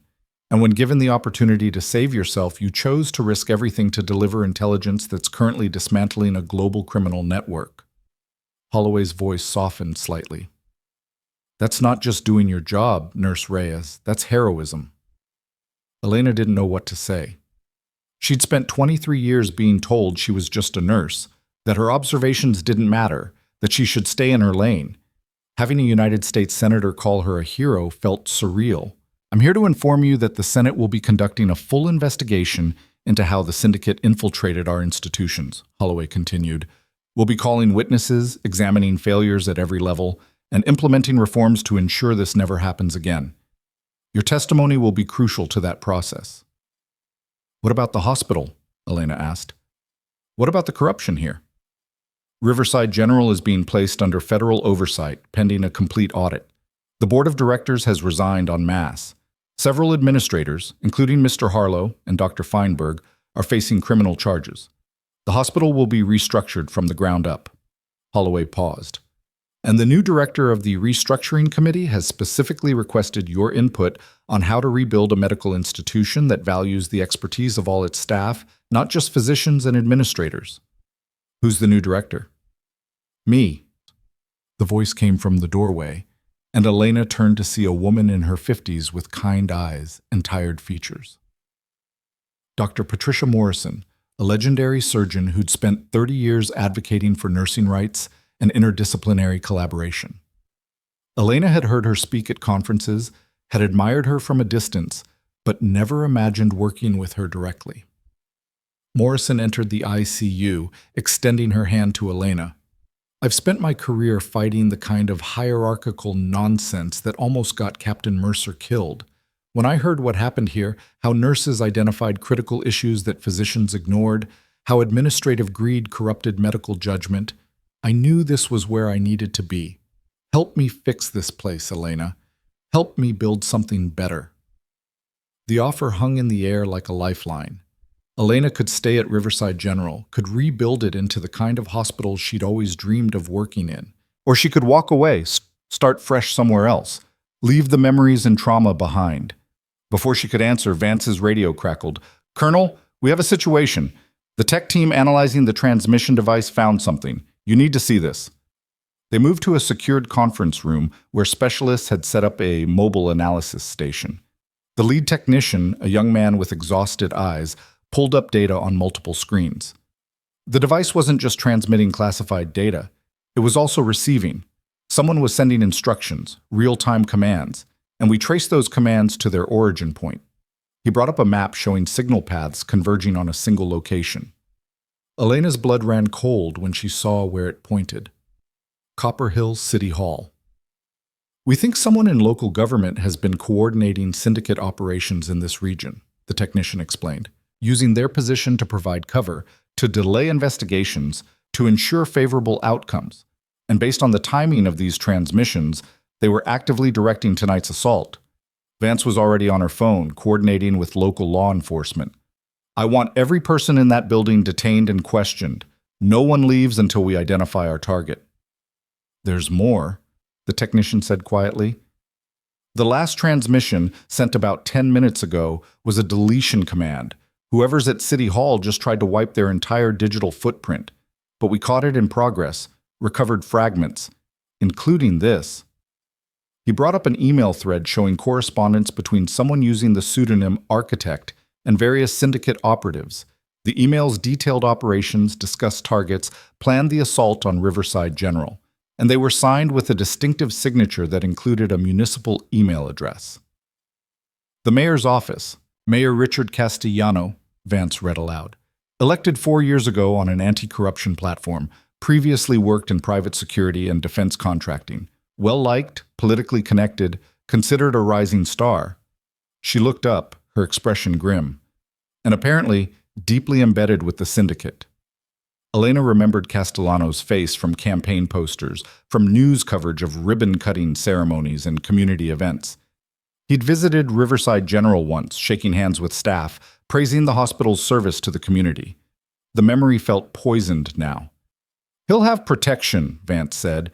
Security detail, legal barriers, political connections. We can't just arrest him without— Yes, we can. Senator Holloway's voice cut through the discussion. I'm authorizing an immediate federal intervention under the Patriot Act. Mayor Castellano is now classified as a domestic terror suspect. Colonel, take your team and bring him in. Within 20 minutes, Vance was leading a convoy of federal vehicles toward City Hall, Elena riding in the lead SUV despite multiple objections. She'd insisted on coming, argued that she'd earned the right to see this through to the end. Vance had eventually relented, probably recognizing that Elena was going to follow them anyway. City Hall glowed against the night sky, its classical architecture making it look like a temple to democratic ideals. Elena wondered how many of those ideals had been corrupted by the man inside, how many decisions made in those ornate chambers had been influenced by criminal money and violence. The convoy pulled up to the main entrance, disgorging federal agents who moved with tactical precision. Vance led the way, her credentials opening doors that security tried to close. They moved through marble corridors and past shocked staff, heading directly for the mayor's office. The door was locked. Vance didn't bother knocking, just stepped aside as a breaching team used a ram to smash it open. Inside, they found Mayor Richard Castellano sitting calmly behind his desk, hands folded, expression serene. Colonel Vance, he said pleasantly, I've been expecting you. Though I must say, bringing such a large force seems excessive. Richard Castellano, you're under arrest for conspiracy to commit murder, terrorism, treason, and about 40 other charges that will be detailed in your indictment. Vance's voice was ice. Stand up and put your hands behind your back. Castellano didn't move. You're making a mistake. I have diplomatic immunity, political protections, lawyers who will have me released within hours. You're embarrassing yourself, Colonel. Diplomatic immunity doesn't apply to treason. Your political protections died the moment you coordinated an armed assault on a federal facility, and your lawyers will be busy defending themselves. We arrested 3 of them an hour ago as co-conspirators. Vance stepped forward. You're done. The syndicate is done. And you're going to spend the rest of your life in a federal prison watching everything you built collapse. For the first time, Castellano's mask slipped. Rage flashed across his face, genuine and ugly. You think you've won? You've destroyed one network. There will be others. There are always others. People with power, with money, with vision. People who understand that the world doesn't run on ideals and morality. It runs on leverage and force. Maybe, Elena said, stepping forward. But tonight, you were beaten by a nurse who refused to abandon her patient. All your power, all your money, all your leverage, and you were undone by someone you would have dismissed as irrelevant. How does that feel, Mayor? Castellano's eyes found her, and the contempt in them was absolute. You're nothing. A footnote in a story that will be forgotten by next week. Enjoy your moment of relevance while it lasts. She'll be testifying before Congress, Vance said, as agents moved to restrain Castellano. Her story will be studied in training programs for decades. Her actions tonight saved lives and exposed your entire operation. Meanwhile, you'll be in a cell, forgotten, irrelevant. She leaned close. Who's nothing now? They dragged Castellano out in handcuffs, past staff who'd worked for him, past citizens who'd voted for him, past reporters who'd already gotten wind of the arrest and were documenting his fall from grace. Elena watched him go, feeling not triumph, but a quiet satisfaction that justice, however delayed, had finally arrived. The next weeks blurred together in a cascade of testimony, interviews, and recovery. Elena spent hours in front of congressional committees, detailing everything she'd witnessed, everything she'd done. She watched as the investigation expanded, pulling in more co-conspirators, exposing deeper networks of corruption. Dr. Feinberg's trial was brief and damning. Evidence showed he'd been paid by the syndicate for nearly 2 years, facilitating deaths that looked like medical errors, providing intelligence on vulnerable patients. He was sentenced to 30 years in federal prison. Elena attended the sentencing, watching his face as the judge pronounced judgment. She felt no joy in his destruction, only sadness that someone who'd taken an oath to heal had betrayed it so completely. Vincent Harlow's case was more complicated. His lawyers argued he'd been incompetent rather than malicious, that his decisions were driven by administrative pressure rather than criminal intent. The jury disagreed. He received 15 years for obstruction of justice and conspiracy. Elena didn't attend his sentencing. He wasn't worth her time. Riverside General's restructuring took months. Dr. Morrison proved to be exactly the kind of leader the hospital needed, someone who listened to nurses, valued their input, and rebuilt the institution's culture from the foundation up. She offered Elena the position of Director of Emergency Services, a role that would give her authority to implement the changes she'd dreamed of for 23 years. Elena accepted. Her first official act was to establish mandatory interdisciplinary rounds where nurses, physicians, and administrators all had equal voice in patient care decisions. Her second was to implement a protected reporting system where staff could raise concerns without fear of retaliation. Her third was to fire every manager who'd enabled the old culture of dismissal and hierarchy. The changes weren't universally popular. Some physicians resented having their authority questioned. Some administrators complained about inefficiency. But patient outcomes improved dramatically, staff satisfaction soared, and within 6 months, Riverside General had transformed from a cautionary tale into a model for how hospitals should function. Captain David Mercer recovered slowly but completely. The radiation exposure had caused permanent damage to his kidneys, requiring ongoing monitoring, but he was alive and functional.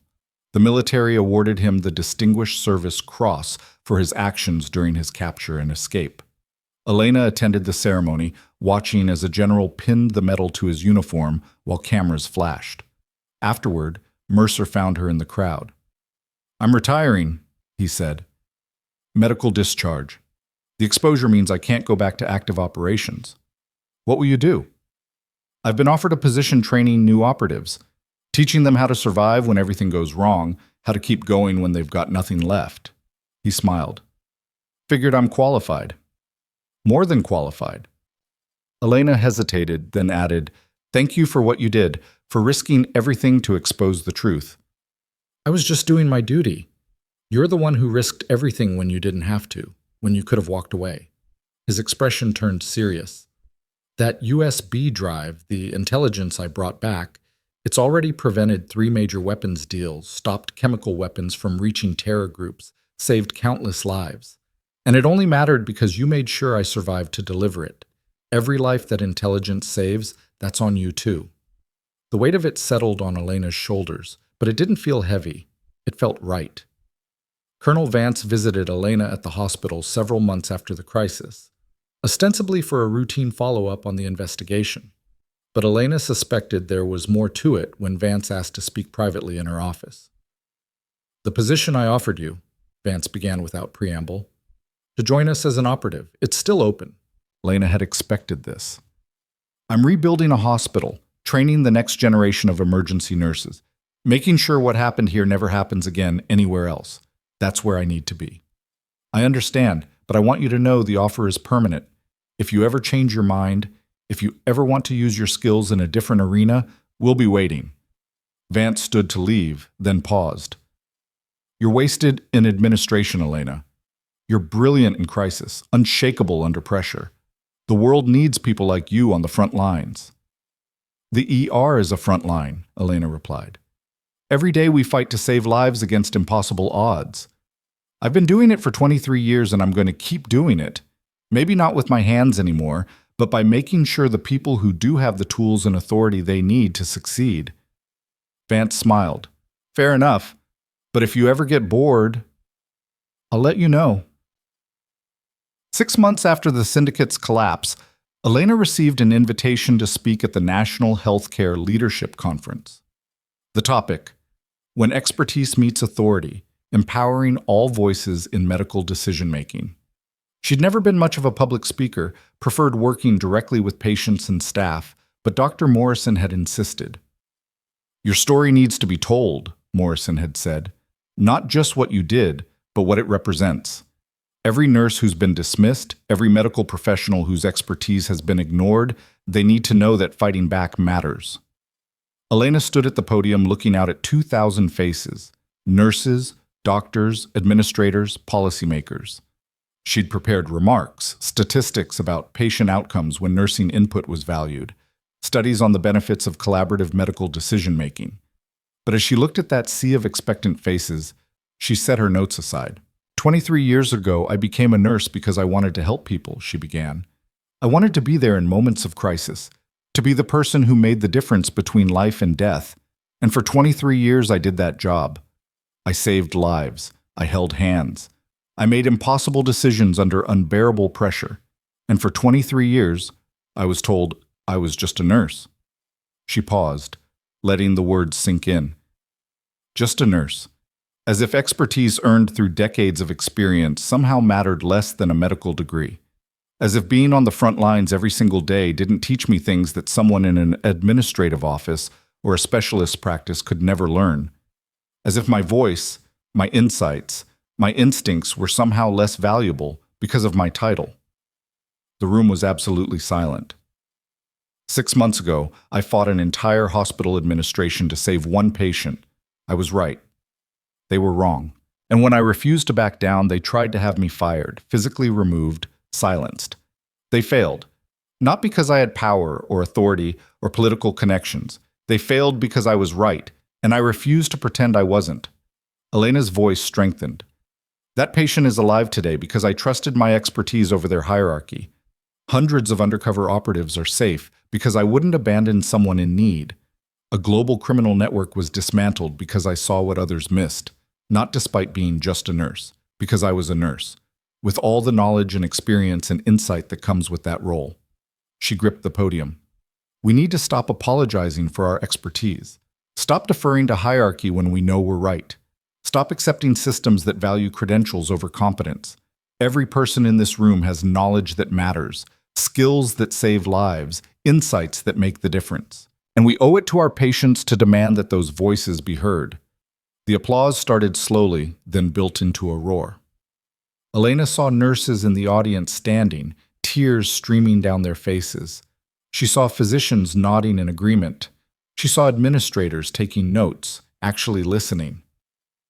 Change doesn't come from hoping the system will fix itself, Elena concluded. It comes from people who refuse to accept that things have to stay broken. It comes from fighting for what's right even when it costs you everything. It comes from trusting yourself enough to stand alone when necessary. Because sometimes the person everyone dismisses as just a nurse is the only one who sees the truth. She stepped back from the podium to a standing ovation that lasted 5 full minutes. And as she stood there, acknowledging the applause, Elena realized something fundamental had shifted. Not just in the room, not just in healthcare, but in herself. She wasn't fighting to be recognized anymore. She'd already won that battle. Now she was fighting to make sure the next generation of nurses never had to fight it at all. The conference aftermath brought opportunities Elena had never imagined. Book deals, consulting offers, invitations to join hospital boards across the country. She turned most of them down, preferring to focus on Riverside General's continued transformation. But she accepted a position on a national committee reforming hospital governance, ensuring that medical professionals at all levels had input into institutional decision-making. A year after the crisis, Elena stood in Riverside General's new emergency department, watching her staff coordinate a mass casualty incident with the kind of efficiency she'd spent decades trying to build. Nurses and physicians worked as equals, each voice valued, each insight considered. When a young nurse raised concerns about a patient's presentation, the attending physician listened and adjusted treatment accordingly. It was everything Elena had ever wanted healthcare to be. Kathy approached, clipboard in hand, now serving as Elena's assistant director. "We've got Senator Holloway's office on line 2. Something about testifying again, some follow-up investigation. Tell them I'll call back. Right now I'm watching the ER run exactly the way it should." Kathy grinned. "You're enjoying this retirement from bedside nursing, aren't you?" "It's not retirement, it's evolution." Elena watched a new graduate nurse confidently present a case to a senior physician, watched the physician actually listen and incorporate the nurse's observations. "I spent 23 years fighting to be heard. Now I'm making sure everyone else is heard from day one." Her phone buzzed with a text from an unknown number. For a moment she tensed, memories of the syndicate's threats flooding back. But this message was different. "Nurse Reyes, this is Dr. James Chen. I wanted you to know I just accepted a position at a hospital in Seattle where I'll be implementing the collaborative care model you pioneered. Thank you for showing us all what's possible when we actually listen to each other. You changed my entire approach to medicine." Elena smiled and pocketed her phone. The ripples were spreading, the changes multiplying. One hospital at a time, one physician at a time, one nurse at a time, the culture was shifting. She thought about the woman she'd been a year ago, exhausted, frustrated, dismissed at every turn but too stubborn to quit. That woman had stood in a trauma bay and refused to abandon a patient everyone else wanted to discard.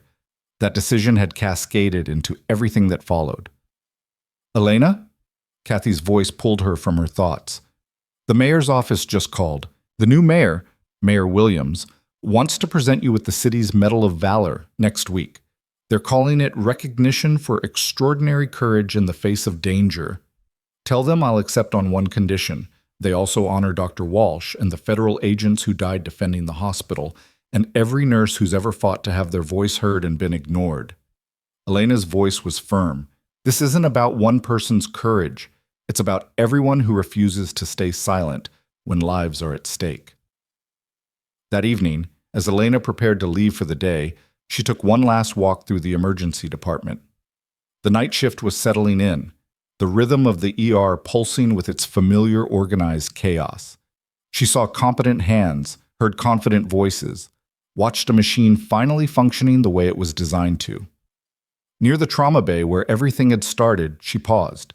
The space had been completely renovated, updated with new equipment and modern protocols. But the essence remained. This was where life and death decisions happened, where seconds mattered, where expertise and instinct collided. A young nurse passed by, noticed Elena standing there, and stopped. "Director Reyes? I just wanted to say thank you. I read your testimony before Congress about trusting your expertise even when everyone doubts you. Last week I caught something the attending physician missed, and because of the culture you built here, I felt safe speaking up. We saved that patient's life." "What's your name?" Elena asked. "Sarah Mitchell. I've been here 6 months." "Keep trusting yourself, Sarah. Keep speaking up. That's the job." After Sarah left, Elena pulled out her phone and looked at the card Colonel Vance had given her. the one with the permanent offer to join federal operations. Part of her was tempted. The adrenaline, the high stakes, the chance to make a difference on a global scale. It called to something deep in her nature, the part that thrived in crisis. But she knew where she belonged. The ER had been her battlefield for 23 years. Now it was her classroom, her laboratory, her legacy. Every nurse she trained, every protocol she implemented, every voice she empowered, that was her real mission. She deleted the message with the syndicate's threat from a year ago, the one she'd kept as a reminder of how close they'd come to losing. She didn't need reminders anymore. The scars were enough. As Elena walked to her car through the parking lot where helicopters had once landed under fire, she thought about the question Vance had asked months ago. What happens to you after all this? The answer, she realized, wasn't about titles or recognition or opportunities. It was about the young nurse who'd felt safe speaking up, about the collaborative culture spreading to hospitals across the country, about a system slowly, painfully learning that expertise existed at every level. She'd been dismissed as just a nurse for 23 years. She'd proven them wrong in the most dramatic way possible. But more importantly, she'd helped build a world where the next generation wouldn't have to prove anything. They'd be listened to from the start. Elena drove home through Copper Hill's streets, past City Hall where a corrupt mayor had been dragged away in handcuffs, past the ruins of the Meridian Hotel that had finally been cleared for redevelopment, past the hospital that had been her professional home for over 2 decades. The city looked the same, but everything had changed. And she'd been the catalyst for that change, not through power or politics or violence, but through the simple act of refusing to abandon someone who needed help. Her apartment was quiet when she arrived, a stark contrast to the chaos of the past year. Elena made tea, settled into her favorite chair, and opened her laptop. There were emails from nurses across the country asking for advice, from administrators requesting consulting, from reporters wanting interviews. She answered them methodically, sharing what she'd learned, offering guidance, building networks. The work was never done, would never be done, but it was work that mattered. A video call notification popped up. Captain Mercer, checking in from his new position at the training facility. Elena accepted the call. "How's the teaching going?" she asked. "Harder than I expected. These kids are smart, well-trained, but they don't know how to think outside the box when everything goes wrong." Mercer smiled. "I've been telling them about you, about how you held off an assault team using medical knowledge as a weapon. They think I'm making it up. Tell them it's true. Tell them that expertise matters more than equipment, that thinking matters more than firepower, that refusing to give up matters most of all." "I do, every day." Mercer's expression grew serious. "The intelligence I brought back is still paying dividends. Last week, they stopped a bioweapon sale that could have killed millions.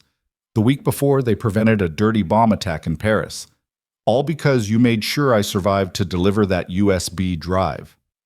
We both survived. That's what matters." After the call ended, Elena sat in the quiet of her apartment, reflecting on the impossible journey from being escorted out of an ER by security to testifying before Congress, from just a nurse to director of emergency services. From invisible to unstoppable. She thought about Dr. Walsh, who'd given her life buying time for Elena to escape. About Colonel Vance, who trusted Elena's instincts when everyone else doubted. About Kathy, who'd driven a stolen van through a war zone. About all the people who'd stood up when it mattered, who'd chosen courage over comfort. Their sacrifices had meant something. The system was changing, slowly but genuinely. And Elena was positioned to ensure that change continued, to make sure no nurse ever again felt dismissed or ignored when they knew they were right. Her phone buzzed one last time. A text from Dr. Morrison. "Board meeting tomorrow. They're voting on your proposal for mandatory nursing input on all major clinical decisions. It's going to pass. We won." Elena smiled and set the phone aside. Tomorrow, there would be more battles, more resistance, more people who needed to be convinced that change was necessary. But tonight, she could rest knowing she'd fought for something that mattered and won. She wasn't just a nurse who'd saved a patient. She was a catalyst who'd transformed a system. And that transformation would save thousands of patients, would empower thousands of medical professionals, would ripple forward through decades of improved care. 23 years of being underestimated had taught her patience, resilience, and the absolute certainty of her own worth. One night of crisis had proven those lessons to the world, and now she would spend however many years remained making sure that crisis led to lasting change. Elena Reyes closed her laptop, turned off the lights, and prepared for bed. Tomorrow would bring new challenges, new opportunities to prove that expertise mattered more than hierarchy, that courage could come from unexpected places, that one person refusing to back down could change everything. She'd been called just a nurse for the last time. Now she was simply Elena, director, teacher, advocate, and living proof that the people dismissed as powerless often proved to be the strongest of all.